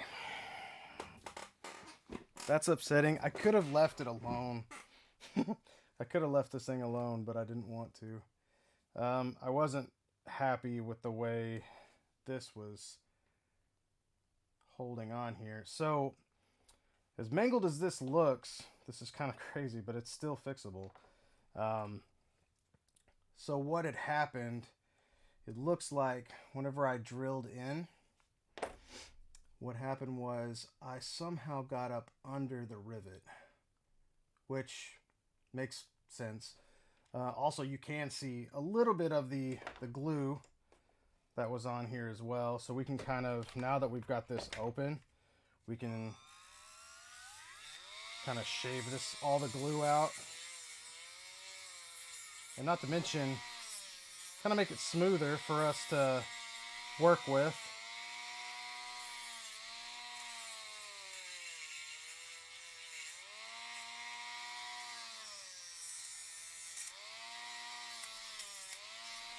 And while you're in here, you'll notice that this pop rivet has got like curved edges because it's when it's pushed in there like that, it gets a little, basically it curves out. So what we're going to do, and the cool thing about this is no matter what you do to this, let's say you mangle this thing up, right? You just destroy it, but it's still hanging on and it's not protruding out of the sides. You'll never, ever know. Look at that. So don't freak out. All you need for all that needs to be pretty is this piece right here, basically touching the two halves. That's it. So that's kind of the beauty sometimes of this. Now I do like to make my repairs as pretty as possible, but I just want to make sure that when this goes back to David, that he's happy with it. Okay, so what we can do now is we're going to heat this piece up. And I want to see if I can still use this. I'm going to try one more time. Now that we've got full control, this is what I should have done from the get-go when it comes down to it. take it apart like I normally do. Sometimes with pop rivets, you can get lucky and drill through, which is nice. Like I said earlier, I was like, yeah, you'll drill through and you'll feel, the rivet. You could stop there and you'll know, how far you've gone in, and that's right. But apparently this one went under the rivet, and like I said, it's one of the biggest ones I've ever had to deal with. And I think that's what happened, was that since the lip was so big, the freaking the drill bit was able to actually go under that lip, so that sucks. But that's all right. We can figure this out. So now that we've got this piece, and it didn't rip, so that's good. We're gonna sand over.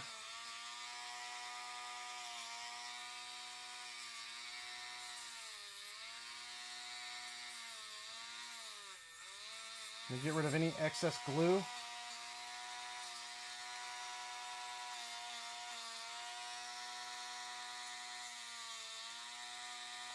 And this way, what we can do is hopefully this will still be good over here. I think we can still use it. It looks pretty clean on the on this side, on the threading, pardon, of the screw. Yeah, see, this is what I was trying to do. I was trying to kind of go in and cut it, not the screw, but the plastic around the screw, and make it even. But I think like I said, what had happened was when the screw went in like this, somehow it got under the lip, and you can see right here where it was. It got under the lip of this plastic, and that's what was causing our issue. So that's my fault, but like I said, this is a new one to work with, but we will get this back in order. I'm not worried about that. What we're going to do now is we're going to drill another hole in it. We could actually go back to where we were originally. Okay. We're going to drill that hole again. It's actually already there. But this time we don't have to worry about hitting anything.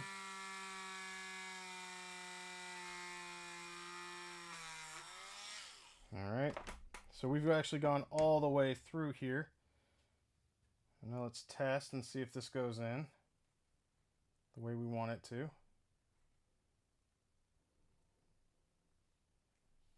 I don't have like a, let's see, I might need to grab an extra screw to, nope, is it going in?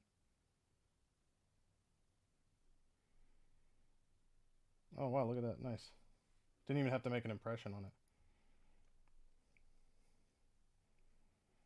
Okay, so that screw, it goes in like so, right? That's what we want. Back out.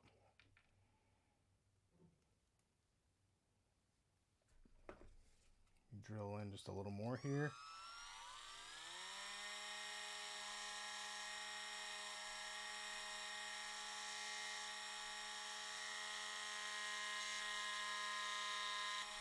Careful.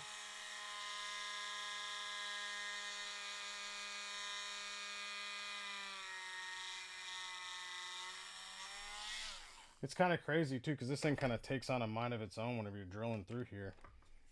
It's a really weird plastic. Alright, let's speed it up. Let's do this. Alright, so let's go ahead and we're going to put glue on our peg again. This time we don't have to be as careful, and you'll get probably a better hold anyway. The hold was actually really good. I was impressed, but I didn't want to leave it with that gap. You know what I mean? Like, I don't know. Even though it works, we want it to be pretty. If we can, if we can.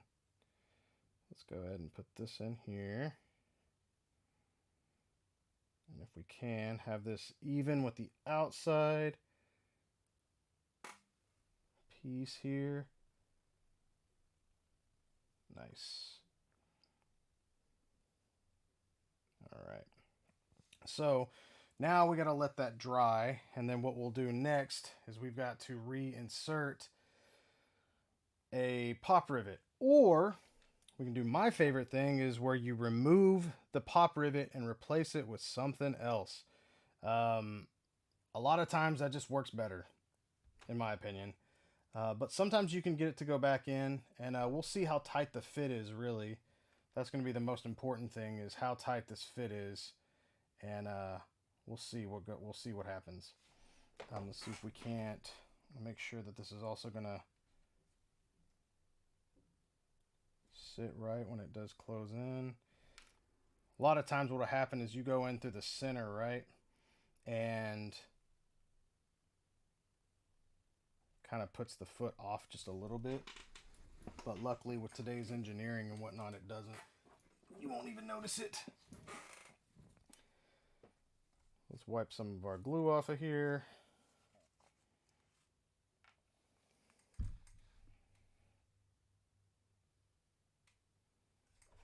Let's go ahead and sand some of this down while the glue is drying.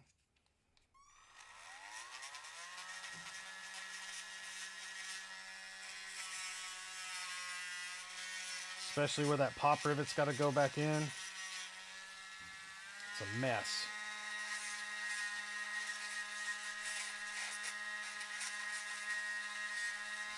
I'll tell you what we can do while that glue's drying that actually makes more sense than that.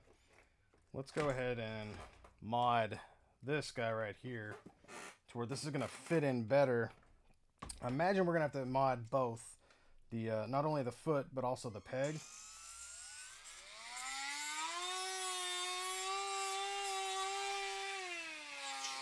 Slow that down. You just want to come in at an angle.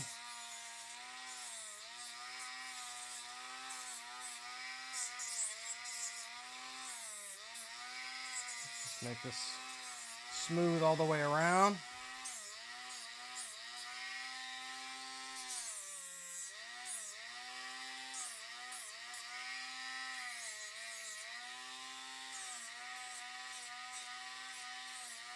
Also want to smooth out the end of this guy here.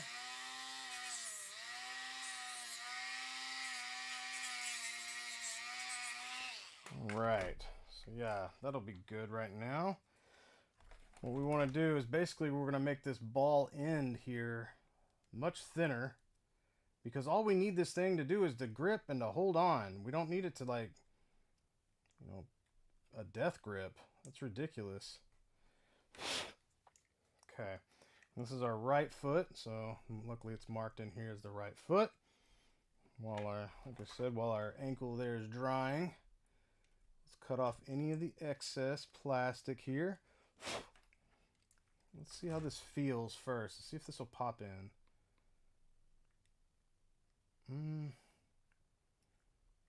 Boy, I don't really trust it. That is way too big.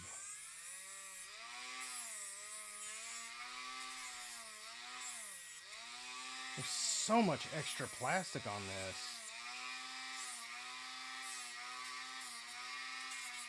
This is kind of crazy. This is exactly what I ran into. The same problem with my, what was it, my Zesray figures?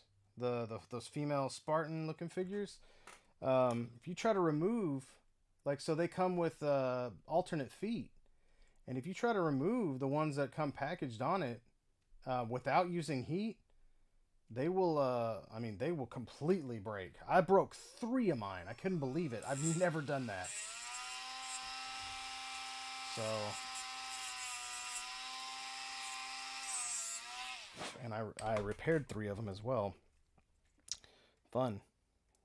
Nothing like having to fix your own stuff as well. I guess it's a plus, but also, like, man, I got other people I got to do this for, you know?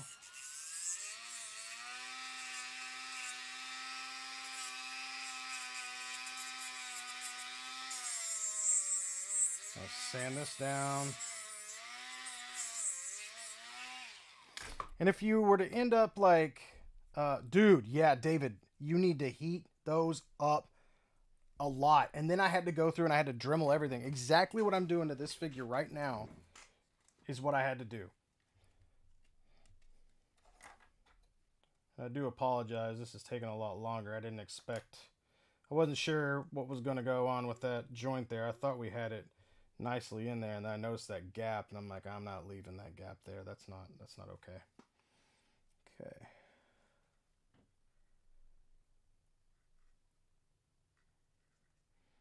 Okay, I don't really want to shave any more of this off. So what I think we'll do is we'll go in, and what you want to do is go in with a smaller drill bit or a burr bit. And so you can see it's smaller than the hole we're going in. You just want to kind of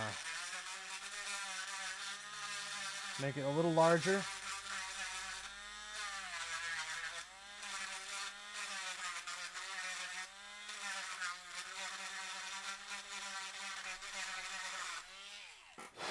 And we don't want to get too crazy with it.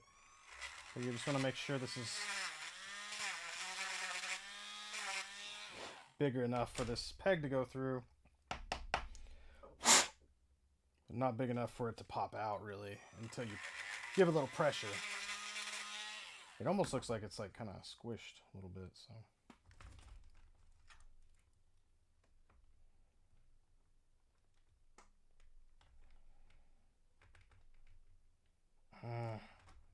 we're getting there. We're getting there. We're really, really close. I think I just need to go down further.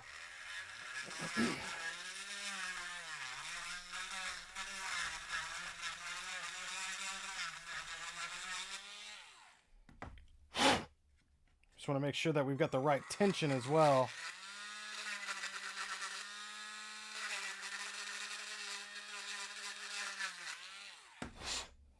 Let's see what we got.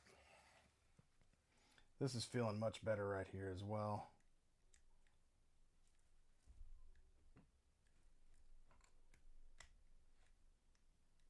All right, so we got just a little bit of looseness here, so it's kind of floppy, and we could fix that easily.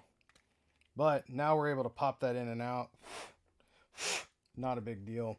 What you do in a situation like that, you take a little bit of your super weld here.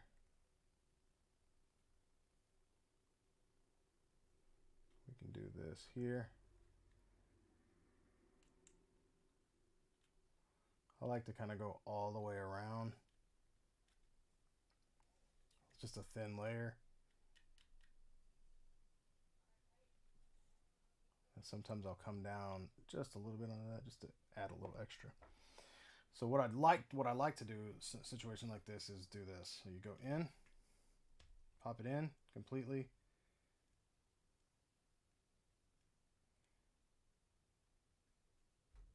We'll sit there and we'll move that a little bit. We'll probably have to thicken up the peg a little bit there. Ooh, hit my microphone. And then pull that out, and that lets that. So what that does is that'll get the super glue evenly distributed here and evenly distributed there. But we'll get that all taken care of, and we'll get the tension right. It might just be a session or two, but that felt good. We're able to pop it in and pop that out, and we'll just make sure that it stays in next time with the, like I said, you can take this guy right here and you can keep thickening up this peg and this right here until it gives you that perfect tension. Because essentially what we're having to do right now is rebuild this whole thing. Kind of. It's basically more of a mod than a rebuild, but you know. All right, so now that we've let this glue dry, we've got to clip this here, and then we're going to sand it down. See, so with these bigger screws, these thicker screws, got to use these like smaller bolt cutters.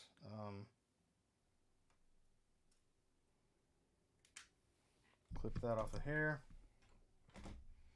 And so now you see this piece that's hanging off here, this little sharp edge, right?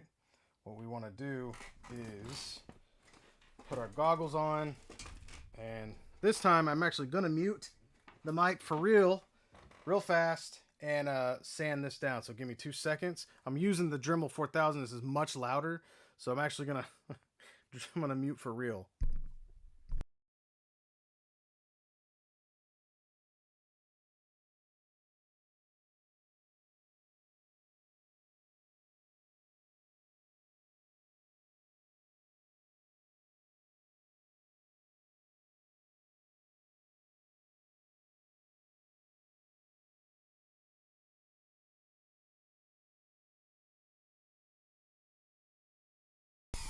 There we go. Sorry, that thing's way louder and it's got a lot of power behind it. So you want to take off that edge. It works really well. And then you can come back in with your other drill bit, and just kind of clean out the edges here.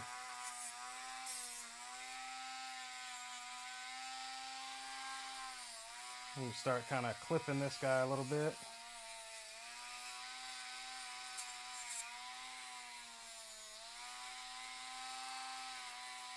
Just like we did before with the other one. And it's a little, we can just use it here since it's convenient for us to get a hold of.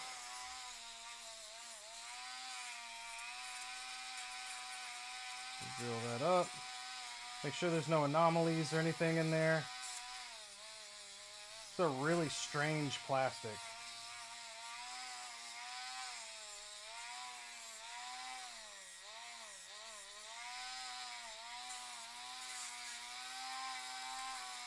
And so what I like to do in a situation like this, especially if I've got like, especially if I'm dealing with like something that I fixed, right? So we've basically reattached this peg, right? That always makes me nervous whenever you've got to reattach, when you've got something that's supposed to come in and out, right? Like, so now we've got to pop this in, make sure not only that it has the right tension, right? But also that it's able to be plucked out and also articulated without undoing the screw here. That's always, that's always a concern. So we want to make sure that this is smooth enough. I haven't actually sanded this one out, so we need to Dremel this one first. So let's get ourselves a nice, just make the hole a little bit bigger here, because we know the hole at the bottom is freaking huge.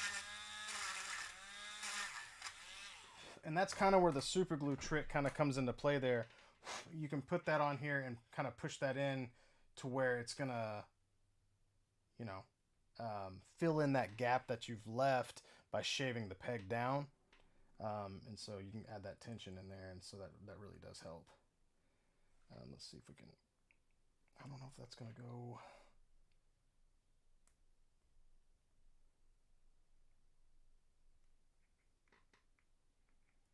Golly, it's just so tight. I don't want it to, it's still really crazy tight. I don't know how they expected people to get these things in and out of here. This is a really bad engineering job on this one. In my opinion, it's just, I don't know. It's really crazy thick for that to go in. Let's see, how far is this supposed to? I think it's supposed to go in all the way. Oh, there's a bunch of plastic in here. Hang on.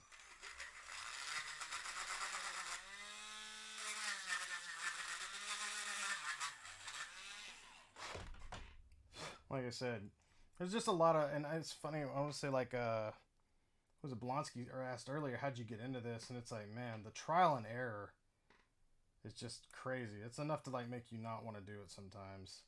Not for me, I kind of enjoy it, I guess, but it's like after like that fifth or sixth time, you're like, oh man, this is nuts. So this is actually what we wanted. This is exactly the tension that we wanted right here. And this is me holding the, yeah, it's perfect. Of course, that one's perfect. So yeah, what I can see here too is if I put this up here, I think the issue why this one was loose was because I actually went in and shaved this down right here, like the shaft area, and it didn't need that. I should have left that alone and only shaved down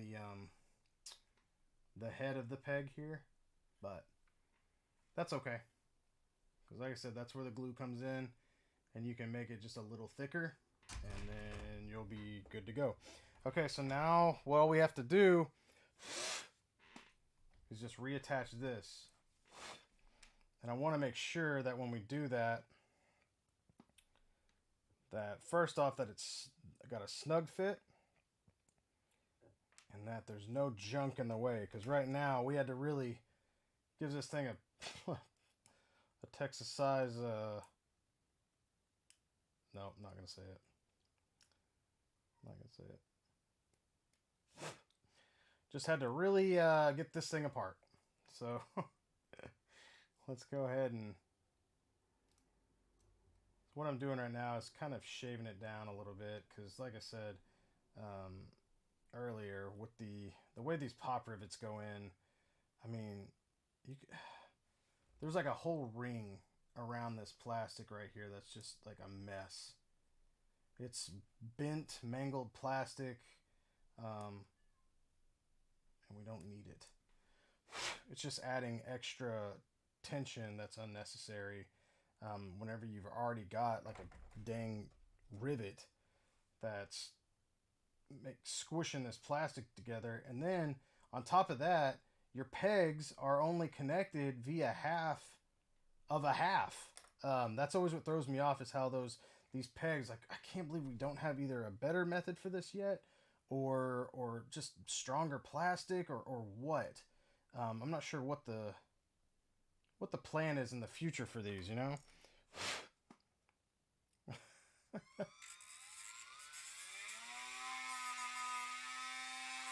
going to sand this down a bit.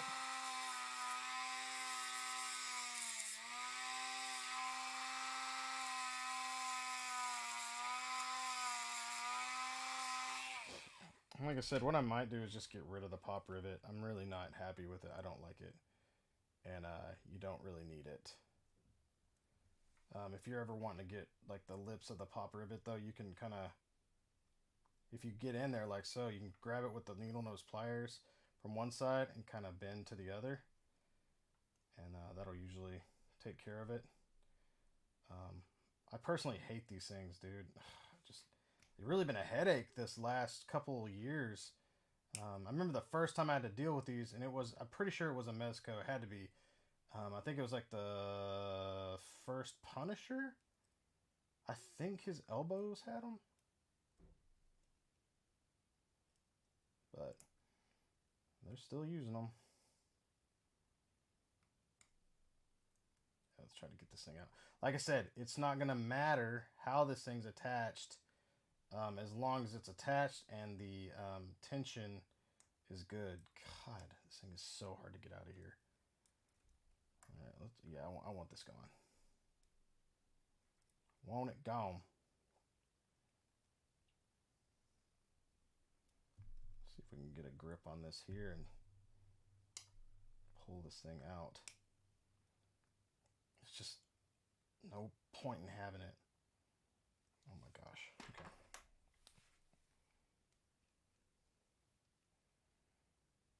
God, man. I hate these things. They're so hard to get out. It's like crazy how much and they're misleading too. So it's like the lips on the outside of this thing. Like I said, you got to unfurl those, and then you can pop this thing out, and then we can actually put something that makes sense in here. Usually you can grip it with two sides of this and pull it out, but it's just not wanting to come out. All right, get out of there. We could literally fill this with anything else. I just want it out so we can get to working on it. Oh my God. There you go. Look at this thing. You know what's even funnier is that we can still use it too, because they're so dang stubborn. You can literally unfold all of this back and hammer it in, and it can still work. Anyways, I'm gonna leave that on to the side right now because I don't like them. And what we're going to want to do here is we're going to want to, first off, shave this.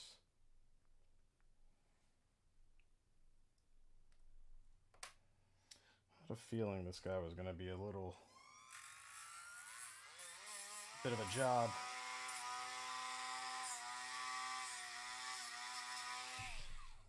All right. So here's what we want. We want this to sit here with as minimal like gap as possible, right? So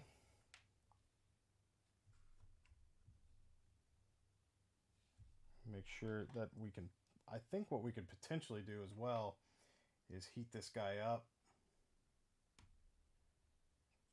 because it bends, you know, whenever we're sitting there trying to freaking pull this thing out, the plastic can bend, and then we can literally bend it right back. It's pretty crazy.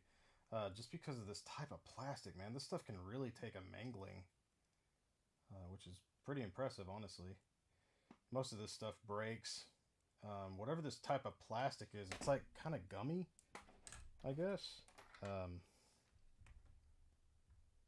It's not your usual plastic for sure. And what I can do, this is kind of cool too.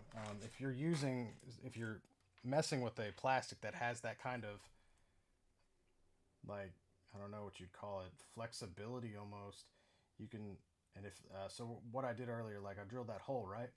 You can take this gel glue, you can kind of glue that together right there where that hole is that we drilled, right? Let's take this and this side here, and we'll just kind of bend that. And what happens with the gel glue, this is kind of cool, it's kind of my other go-to, is the Loctite Ultra Gel Control. Oh, you're liking the Discord, Jesse? Cool. I'm glad you're there, man. That's awesome. You're one of the good ones, Jesse. We try to keep it fun and lighthearted in there. So, dude, Loctite gel is money, right? Punker Mike, I don't know if you've messed with this JB Super Weld, but it's everything, man. I know mine's looking a little worn. I've probably got about 12 other bottles in here, though. Oh, yeah, here we go. I was on a subscribe and save, and then I was just like, I was like, all right, you need to chill. But yeah, it looks like this. JB Weld, Super Weld. It's JB Weld Super Glue, dude, and it's freaking insane. Like, it's super strong. It's the only kind I trust at this point. And you can get it at Walmart, or you can get it on Amazon. And I think it's the same price on Amazon that it is in Walmart. If you are in Walmart looking for it, and you don't find it in like the craft section, it's usually in the plumbing section, because this stuff's legit. Like, it's amazing. It's really good stuff. So anyways, I highly recommend it.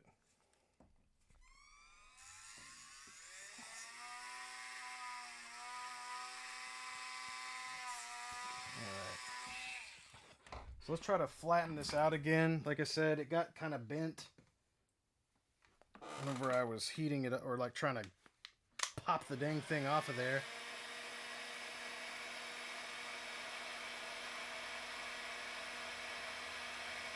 And we want to be careful here, because we don't want to mess up the integrity of our screw where we've screwed this in. But I got a good feeling that this is going to be a solid repair. Just took us a little bit to get there, and as I always say, the impossible just takes a little longer. And these are really cool, like these flat, no thread having kind of pliers here. They won't leave any threading or marks, you know, like if you're gripping them. They don't have the best grip, but they're nice to have, like if you're wanting to like kind of clamp something, or, you know, to keep it tight for super glue or whatnot. And you don't want to have those pesky marks in there from the from your needle nose. Sorry, I'm like doing this and thinking at the same time. Okay. It's hard to do two things. All right. So looks like we're getting there. These things are a little bent out of shape. We need to make sure that when these do go back together, they're nice and flat. Because I'm seeing right here, this is where I was messing with earlier.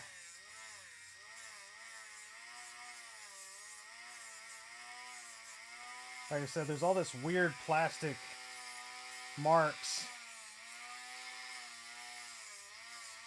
and craziness that happens because whenever these pop rivets go in, they leave these crazy impressions and whatnot. And because I mean, they're not really meant to come out. That's the whole point, which is good on paper. But when something breaks, it just turns into a dang nightmare to fix. So that's kind of where we are now. All right, we're getting nice and even now. This is what we wanted. See if it's even on this side. See, this side right here is the only part that's giving me a problem. There's like a bend right here in the lip. I'm wondering if I can't get this thing to kind of fly away. It landed in a cup. That was awesome. Thanks, David. Sorry, man. I didn't expect this to take so long, but now you know part of the process, and I'll keep you up to date as to what's going on. Thank you for showing up. I do appreciate that, David. That's awesome. And I promise we'll get this guy an order for you. Promise. We're almost there. You're very welcome, though. Thanks for your time. Appreciate that. And your trust, because I know this seems scary sometimes whenever somebody's just like stabbing into your figure that you paid money for. All right. We're looking nice and even now there.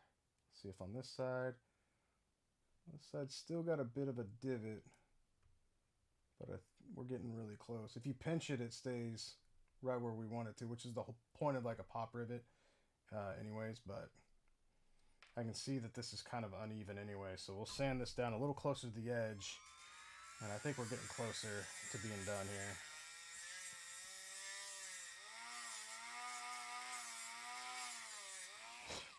Like I said, bending this thing, what happens is it's super weird, this plastic, like it takes on a bend, but then you can heat it back up like a softer plastic, and it tends to reform its shape, which is what we want. I'm just trying to get rid of some of the junk plastic here. We're shaving this down, getting that pretty shape again, and then we'll find something that's gonna keep it together. Last time, I want to say it was what did I fix last time? Was it an elbow? I want to say was it my last stream? I found a really cool way to attach something. It was like made it a tighter elbow or something like that with a screw. It was really cool.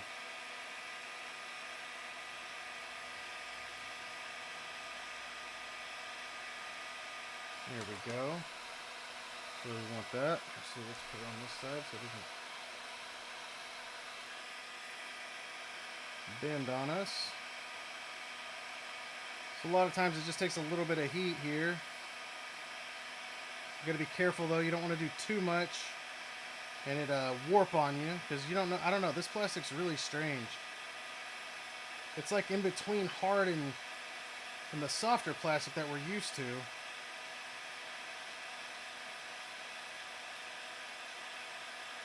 It's one of those things you definitely just keep your eye on it. And you'll slowly see, I wish I could show you this guy like up close, but you'll slowly see this thing starts to take shape again. It's always really fun to do that too.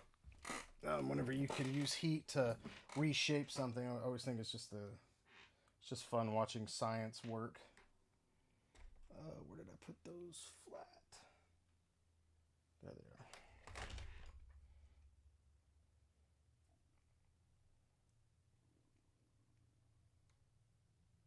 There we go. Cool. All right. Getting closer. Let's get rid of any of this excess junk that's hanging out in the center of this disc here. And another thing you can always do is, like, whenever you go to put this back together, I warped an Iron Man helmet with too much heat once. Ah, Doombot, I'm sorry. That sucks, dude. There's nothing worse when you warp the plastic and that's it. You know what I mean? Like, there's no coming back from that. It really sucks. It just sucks straight up. Sometimes things suck. What else are you gonna do? Okay, so next what I want to do is put this piece together, and there are tons of ways to do this, and I found a really cool way to do this. Like I said last time, I took a piece of plastic and drilled a hole in it, and then on the other side I put just a screw in it, and the screw goes in and closes it off because the head of the screw is big enough to where this piece can't escape, right? And then on this side over here, you keep this flat enough to where this side is also big enough to where it can't go through. I don't even know what this is. This is something that I found in my fodder bin. Looks like part of a jump rope almost, but it's just kind of sitting here, and I bet I wouldn't be surprised if we were able to sand it down enough to where it will fit in there. And then we've got this peg right here. It's just about the right size. I think I'd want one maybe a little thicker. Let's see how it works on this side here. But this is basically what I'm going to do. I'm going to use a flat, basically like a peg. We sand the end flat like so. And then yeah. Actually, so this hole right here is smaller on this one that we fixed, and this one I think is a little bigger from where the pop rivet is inserted first. So this is where the head of the pop rivet was. You can tell because there's a indentation here. So what we need, and I'm going to try this again because this method worked like really well last time. What we need is you really need like a flatter head screw for a screw. So not a pan head, but you're wanting a flat head and something like, let's see, we want to make sure, the biggest thing that we want to make sure of here is that whatever goes into this, right, isn't protruding out. And so you can see here that that's protruding out just a bit. This looks actually like a really great screw to use here. So let's throw it on the ground.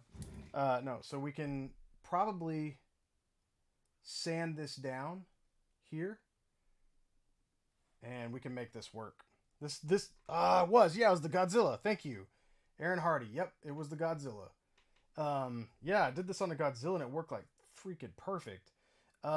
So here's the thing: if we can sand this down flat enough to where it's barely protruding out. I'd like to get no protrusion, honestly. Let's see if we can do it on this side over here. Let's see how far this goes in. Because it looks like my screw is over here, kind of protruding a little bit. Let me see if I can't sand this piece down a little bit over here with a sanding bit. Let's see right here if this will work. This might work.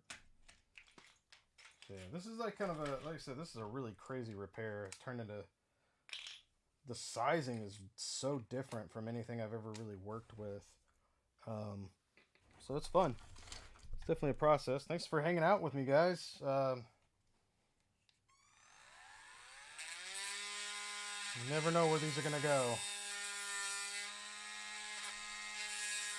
I'm going to sand this down right in here a little bit.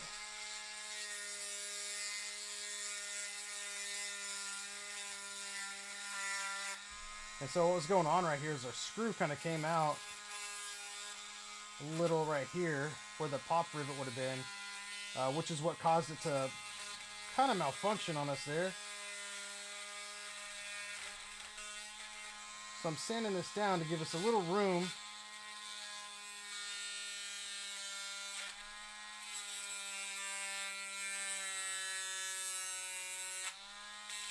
All right, I think that'll work. We just need a little extra room in there for something to kind of be able to maneuver around. Let's see if that'll work. Pretty much works. We want it right dead in the center though. Let's see if there's enough room. Just trying to make sure that this will fit. It looks like we'd have to like shave more of the screw off right in there, and that makes me just a little nervous, but it might be worth it to try.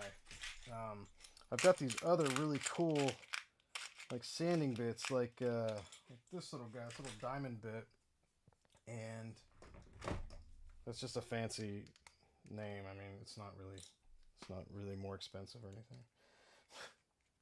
But so we take this here, and this is a smaller one, right? And it's flat, which is really cool.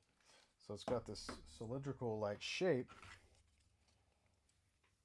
And what we can do is we can take this here and kind of go in at the edge and sand it like so. Because there's a whole circle right here and an indentation. And there's really no sanding texture on the outside. Let's go a little higher.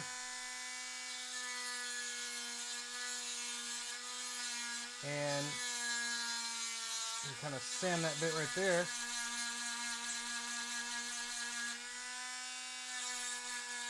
And that should even it out. You gotta be really careful though too. You don't want to heat up your screw too much there and melt the the plastic and the glue that you worked so hard, inserting earlier. Now let's see if we can get this screw to fit proper, and we can. Wonderful. Look at that. I think well, thought it was. Let's see. Yeah. So, and what the cool thing about this is what it does is now when we put this in here, right? So we're going to put a piece over there. First off, we'll be able to screw this in as tight as we need to, right? So we'll be able to put a piece over here and be able to screw that in real tight, and then it'll fit in. That's all we needed. We might need to sand this screw head a little down, just a little bit, but it's not too bad. I thought it was going to go down actually a little deeper than that, but it's not going down as deep as I thought it would. Just want to make sure, like I said, that whenever we do sand it down, that we don't lose all of our impression here, because if we do, then we can't use a screwdriver to screw it in. So here's what we're going to do. We're going to go ahead and sand down this flatter. And the reason we're going through all this trouble is because this is just a perfect screw base. It's like a perfect base screw. All right, so what I got to do here is I got to use my Dremel 4000. Oh, you know what I can do? I can actually turn down the audio just like that. So let's turn it down a little bit. Use this here.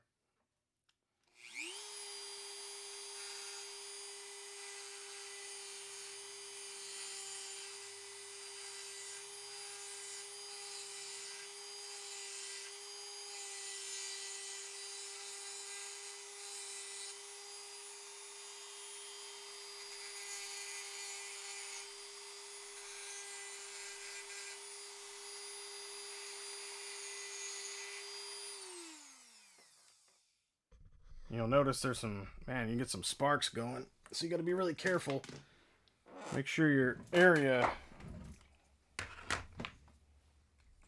is clean and doesn't have any explosives around you.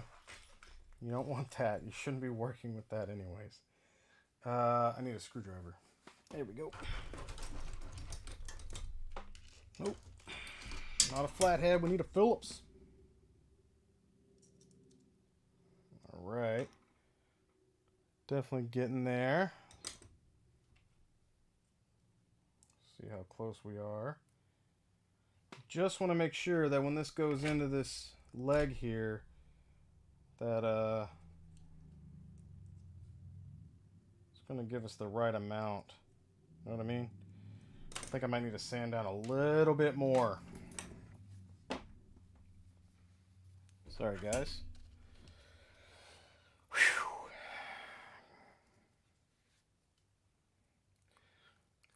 Archer, there is no specific time for the Patreon chat. It comes when it comes, man. You can't rush art, right? You can't rush it. You can't do that.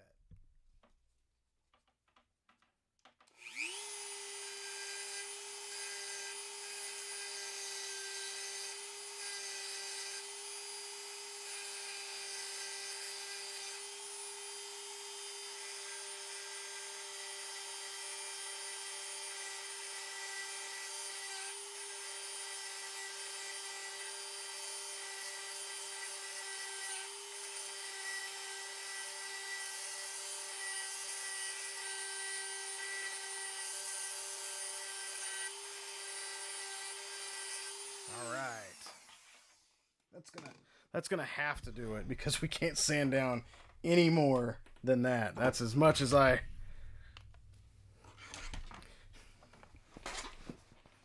Well, my dog's name's Arthur, Mitch. So does that count? I think that counts. That counts. That's gonna count. That's definitely gonna. That's gonna count today. Let's make sure. Oh, look at that. Just there's just enough like threading or like look at that indentation. So we've pretty much got that down as flat as that's going to go. Very happy with that. Very happy, actually. I'm going to sand down a little bit more here in this indentation.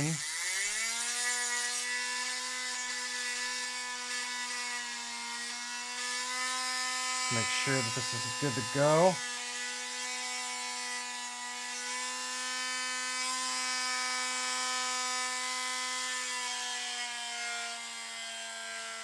Come on. I think this might be dull. Sanding bit might be a little dull. So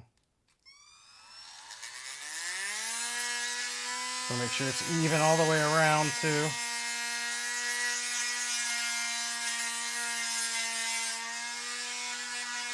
I'm going all the way around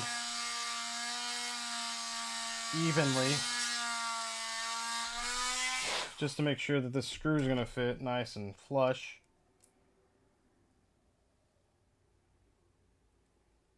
I feel like it's almost there. Let's see if we can press it in a little more. Oh yeah, there we go. Oh great. Yeah. Oh man, yeah. Okay, so that's good on that side. We also got to make sure that it goes in like straight. So Wade Halston. Look, we're going to call it indentation or we can call it an indentation. An indentation is proper. Okay, indentation it is. An indentation. Thank you, Wade. So we'll go in here from this side. And then what we're going to need is we're going to need just a piece of plastic. Essentially like something like this, just a round piece of plastic, which I'm sure I've got tons of in here. And all it has to do is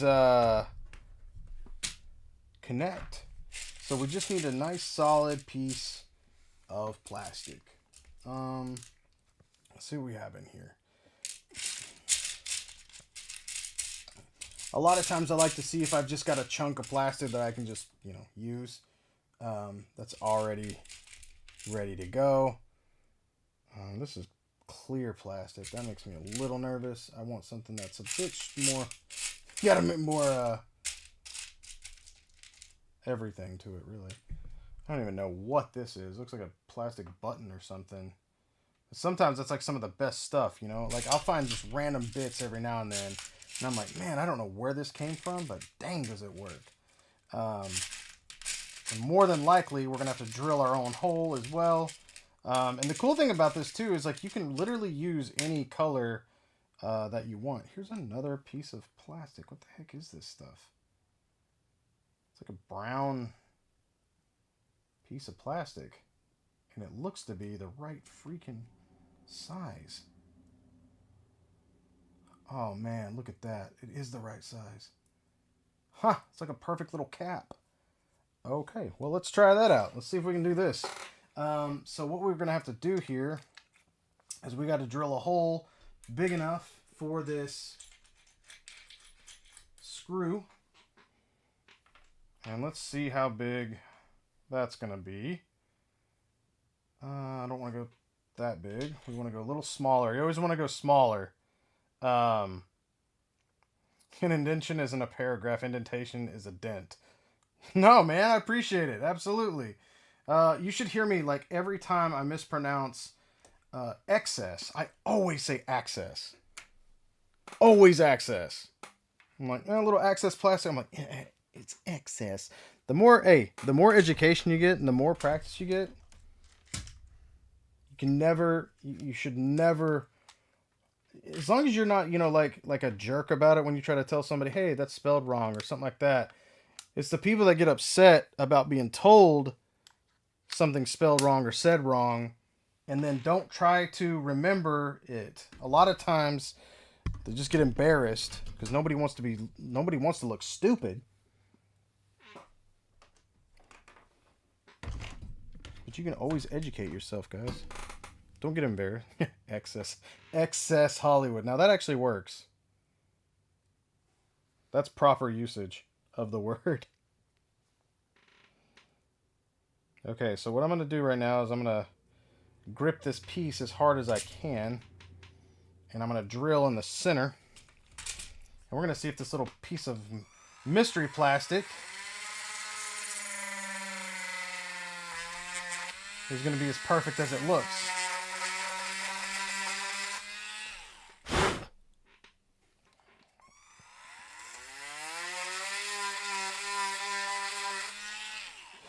Alright, seems to drill really well. Let's see. Here we go, let's see. I think we're going to have to actually grip this again. And these are our nice wire pliers here, which are always my favorite because they've got a nice indentation here for wires, but also work with any round piece of plastic like a disc or a ball. All right. Or a disco ball. So let's see if we can't insert this here. If the hole is big enough. If not, we'll just make it a little bigger. Oh, I think it's moving on me. It's kind of tough to grip, really. Where's my screwdriver? You guys are champions for hanging out this long. I mean, seriously. Ah, dang it.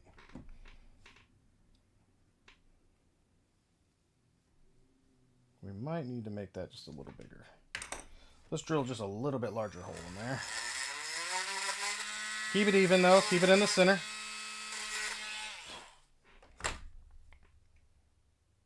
And then we'll probably, all this is going to be is essentially like a cap on the end to keep this screw in. So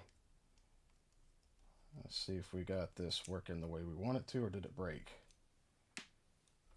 Ah, dang. All right, so that plastic, That plastic right there is no good. It's snapped. I have thought of a 3D printer before, but from what I've heard, it's not. We're not there yet, and I could be wrong, but I've heard that we're just not there yet with the strength that I need. So a lot of times I just end up having to do this myself. You know, I gotta do it myself, as that's just simply the best way to go about it. Now, if all of a sudden, you know, those pieces are starting to come out really with some damn good strength, then I'm all about it. I haven't seen stuff that's that strong yet. I know there's stuff with flex and whatnot, but a lot of times flex isn't what I need. I need like a really strong piece of plastic that's going to withstand, you know, all of that constant wear and tear.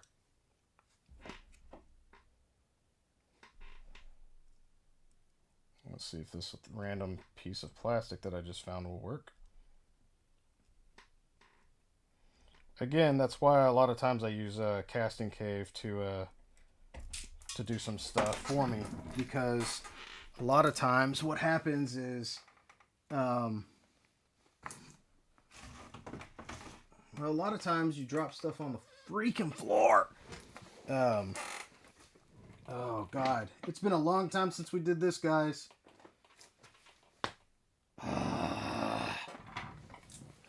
Dang it. What I was getting at is a lot of times those 3D printed pieces tend to snap under pressure and whatnot, and that's why I use casting cave a lot of times, because we've had some flubs in the past, but most of the time his casts just come out stronger.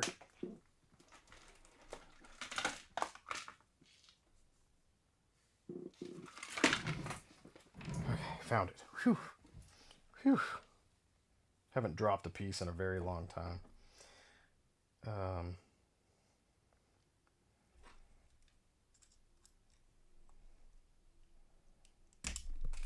son of a gun. Well, it went in, but it's having a hard time coming out of there. I think it went in crooked. I need to sand this down a little bit. God, this is really turned into a stream, guys. I'm sorry. I mean, I'm all dropping stuff now.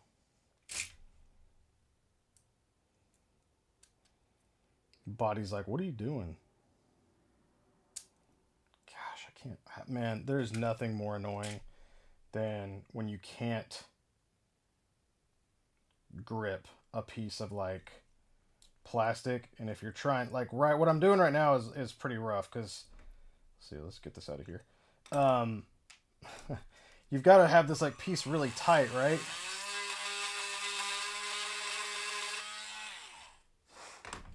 Oh, this is what I ran into last time. I ran into something like this last time. So yeah. Last time, so all I had to do, like, the idea is great, right? So what we have to do here is simply take this, screw it into this, and it screws in tight, right? But how do you grip this? The hand cramps do suck. So check this out. I thought of this. Let's see if this is going to work. Since this has to be pretty small anyway. Alright, so let's sand this down. Let's see the width that we need to keep this at. I think this needs to actually go... We need to sand this all the way around. I'm wondering if I've got another screw in here. So what... A lot of times I like to do stuff like this. Like if I can find like a longer screw or something like that. Basically, I use it as a holder. Oh, here we go. Look at this guy. I don't think I ever need to like do anything with this longer screw right here. So we can take it in this piece that we're utilizing, right? And we're just gonna barely attach it on there. So now I can hold this. Look at that.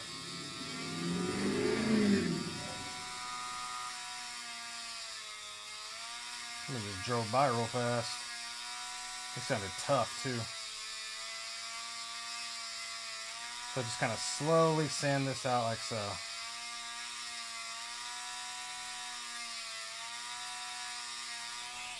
And what I'm doing that, is because we need to make this a little smaller here. We'll go a little smaller and we'll be good. And then I've got an idea that I want to try this time. So all we got to do is make this a little smaller around.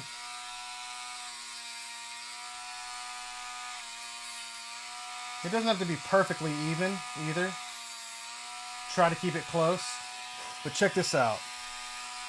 If we go in like this, right? Watch this. This is something I thought of last time. Alright, so I did like a little indentation. Alright, I'm going to do another indentation.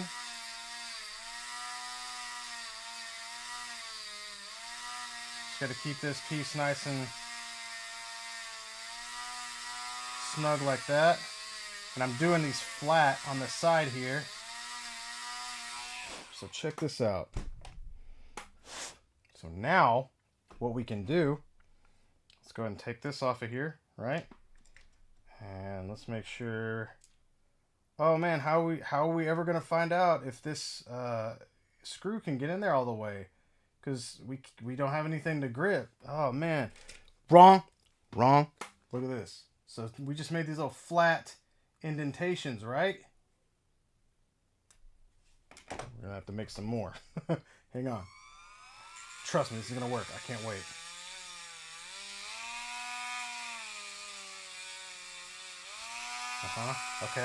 Okay. So flat piece. Look at this. Now we got something to grip. Look at that.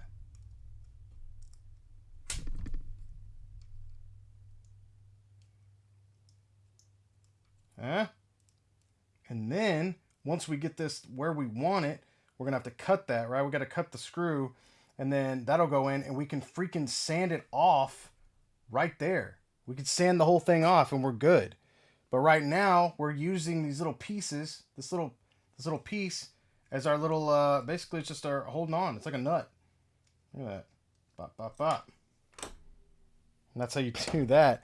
That's what the last time I did that, I was like, oh, this would have been great. But it was really hard getting a hold of it because I had to like clamp one piece. It was just stupid. I was hindsight kind of thing. But so yeah, so now look. So now we're going to take this piece, right? I'm going to fit it into here, which it fits freaking perfect. Oh my gosh, yes. Okay, but what we do have to figure out is where to cut the screw off here, okay?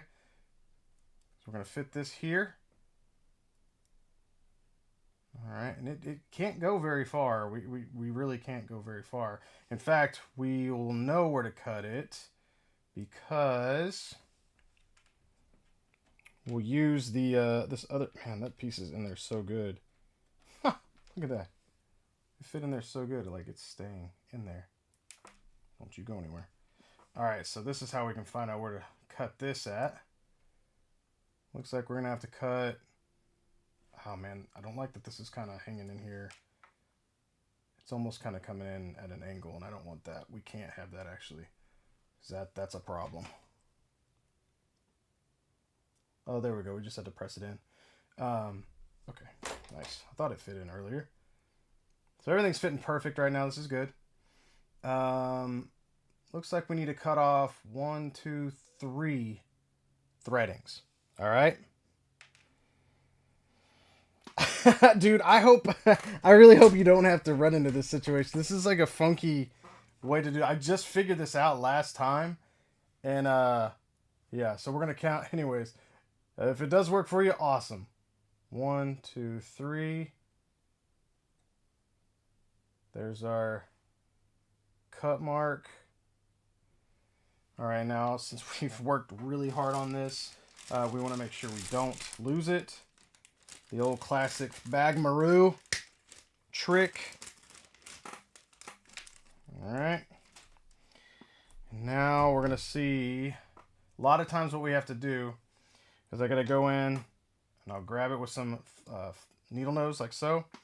After you clip these, a lot of times what you have to do is find your safety goggles. And then you go in and you have to sand it down. Like this. Just a little bit. Just like we did at the beginning with that other screw.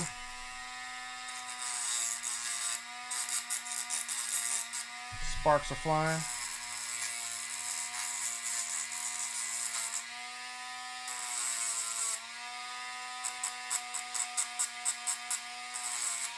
Nice and flat. And let's see if this will attach. If so, you can start the countdown to the finisher, man. We're almost done, guys. All right, let's see here. What we got? Will it screw in? That's the biggest question right now. If so, oh man, it's like freaking butter. Yes! Yes! All right. Hold on. I gotta take a picture of this. Because this right here, this makes me super freaking happy that this worked the way it worked. Might even have to use a little Photoshop or something on this one just to show it off how it worked. Bop. Okay. We'll grip it with this guy here.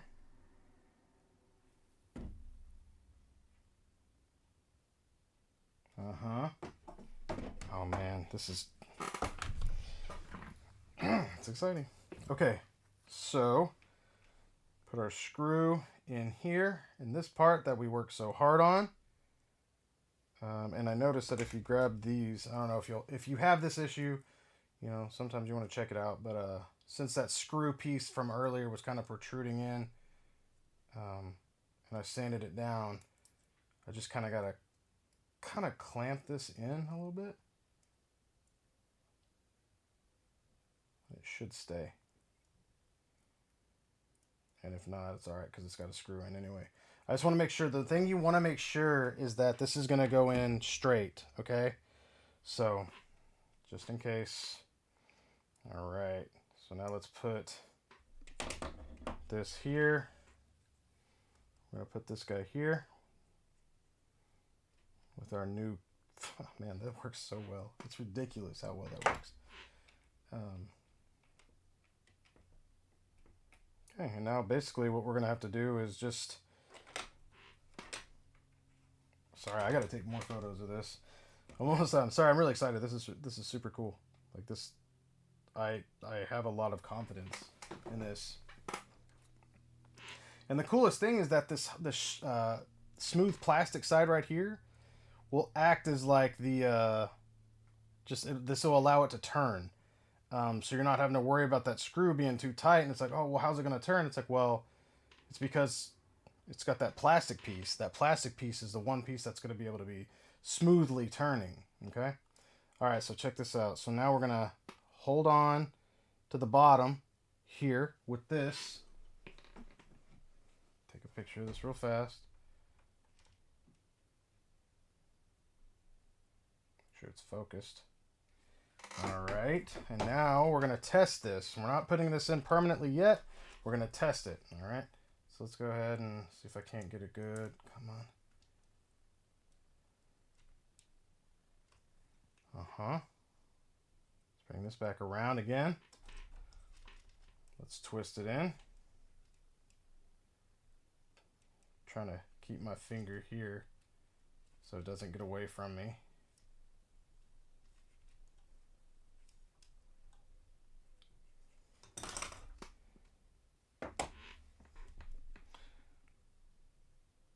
Look at that. Great tension. Wonderful tension. And if you're not happy with the tension, you know what you can do? You can tighten it more because you've got a screw right there, dude. How awesome is that? Like,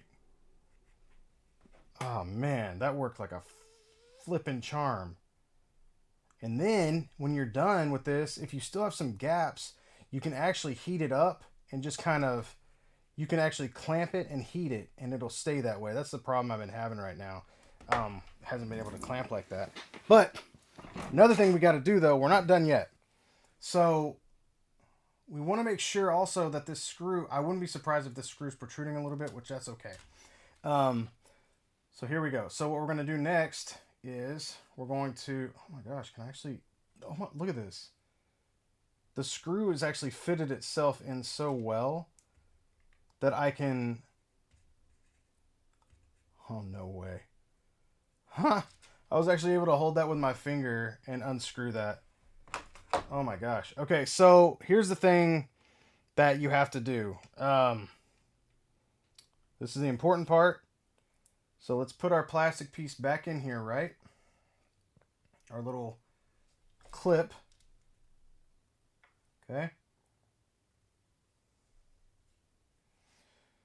What we've got to do now, and this is like, this is just the not fun part, I would say, is let's make sure our screw's in right.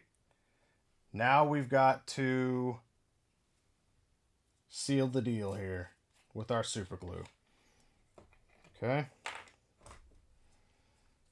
We got to be very careful that we don't get like any glue really on the outer side here. We want to make sure that it goes only on the screw. Okay. So we've got that on there now. So be very careful about that. Make sure people know that that's what I'm doing here. Okay, hang on. Come on, focus. Focus. All right. Now we just got to be very, very, very careful in putting this on.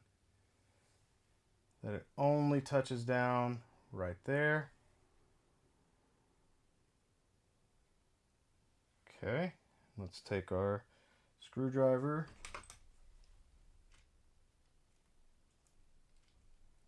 We've got a nice grip on the other side. Let's kind of hold on to this piece, make sure it's not going to go anywhere.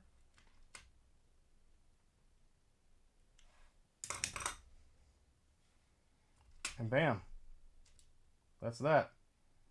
Oh, the tension is... It's so good. The tension is ridiculously good here. Oh, man. Okay, so you're probably wondering, like, well, what about this piece that you got clipped on here? I'm going to tighten it just a little bit more because I can. Nope, let's not push it. It's too good. So now what we do is we wait for that glue to dry. And all we have to do is sand this down right here. That's it. That's all we have to do is sand it down. Now, I'm wondering if that screw is going to be protruding a little bit, so we might actually have to sand into it a little bit. But we can see. Let's, even though it's still drying, it's still drying, so I don't want to mess with that right now. Let's let it's not that much, and it's also contact drying, like, so it's actually drying with a piece on it, so it should dry a lot faster. While we're doing that, while we're waiting on that, we can go ahead and see if this is going to work for us here.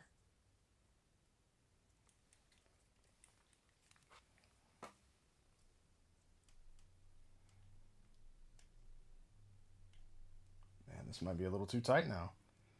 Boy, this is going to be a fun one to mess with. It like goes almost, it's almost straight down. This is such a weird...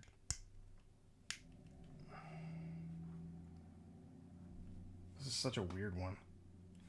Like, I don't want it to be too far in. There it went. So we're able to get it in there, and there's no bad tension. I just want to make sure that we can freaking...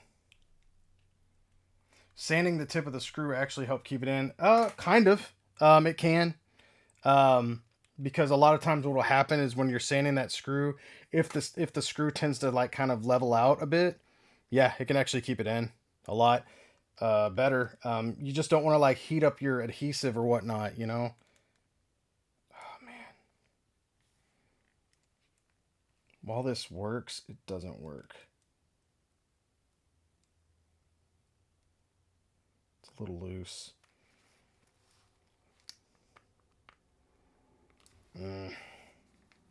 Now this is going to take a little more work. So the repair is basically done now. We've repaired the piece there, which we have to sand down.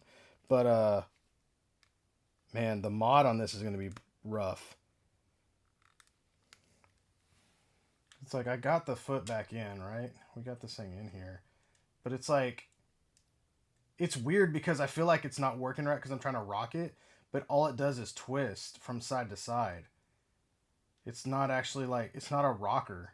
It's like a straight, look at that. It's a straight peg to straight peg. So it's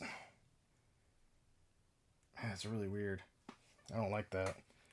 And I guess you're supposed to be able to pop it out. Well, obviously it works, but dang. Yeah, I don't like how tight that was. That's a little too much. So that's that one I'm gonna have to work on a little bit longer. But for the most part, it's doable now. It pops out, but I want it to be easier. So here's what we do on this end here. Let's go ahead and what you guys came to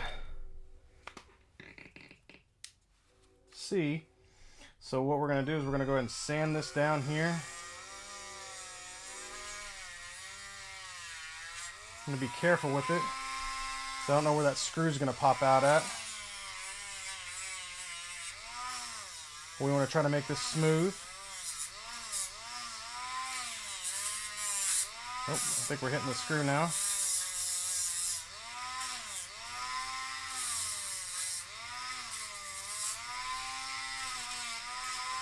And looks like we cut it just enough.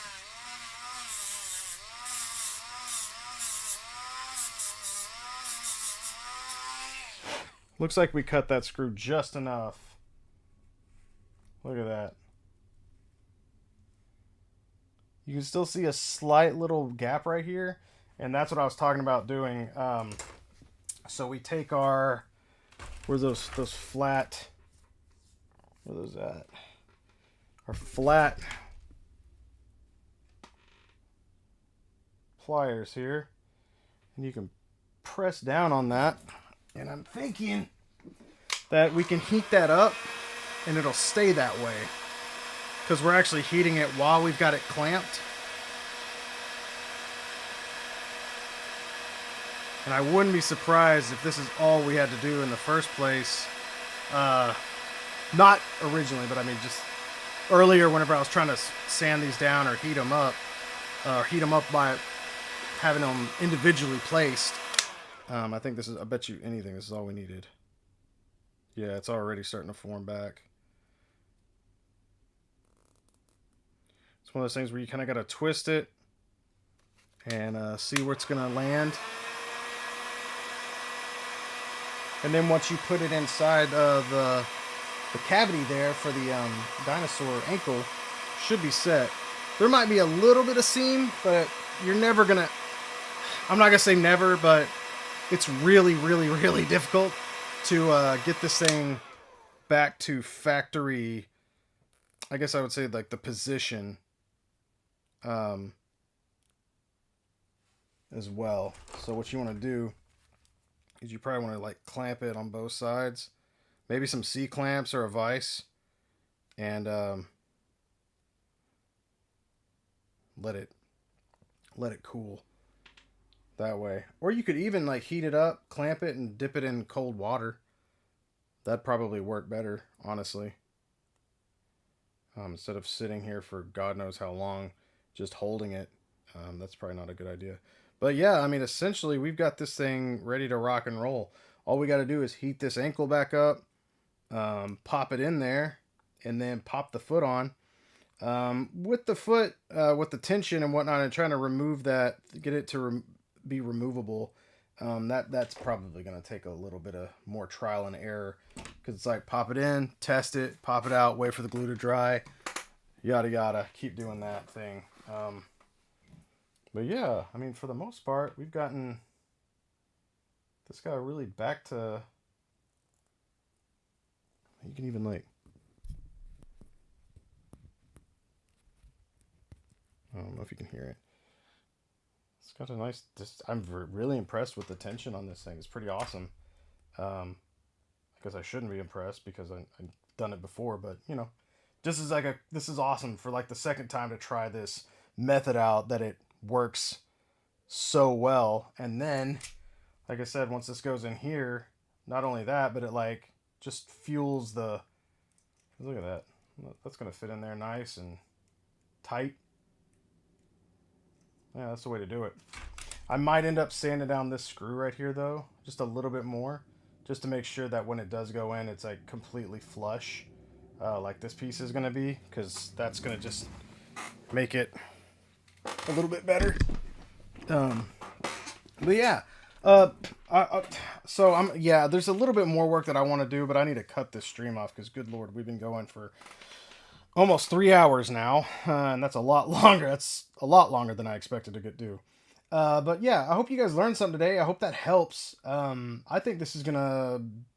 I know this will work just the way we wanted it to, but yeah, that was pretty cool, man. I'm glad that that turned out the way it did. Thank you everybody for showing us. I really hope that if you're watching the game today, I hope your team wins, which is Kansas City. So that's awesome. Good on you. Go Chiefs. Go sports ball teams. No, I hope everybody has a good time today. If you're out drinking like a crazy person, please drink responsibly or don't drink at all because you don't need that to have a good time. Try it. It'll surprise you. It's amazing. Love you guys. I really do. I want a special thank you again to my patrons, the wonderful Esteban Barraza Nacho, Chrisman, Samurai Chris, Dave Wonder, Ninth Archer Innovations, who hates everything, Geek Mechanics, Creeper 13 Creations, Brian C. Williams, Maximo Juarez, and Robert Leon. Ninth Archer Innovations actually doesn't hate everything, and he's actually kind of a wonderful person. He puts on a big game over here in the chat, but he ain't fooling me. You're not fooling me, man. All right, you guys take it easy, patrons. I will see y'all in the chat. Once again, I hope you learned something today, and remember to take care of each other out there.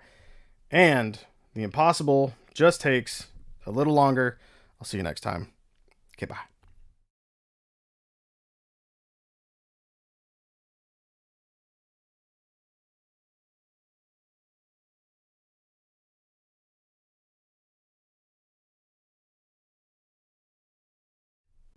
Mitch Falcon actually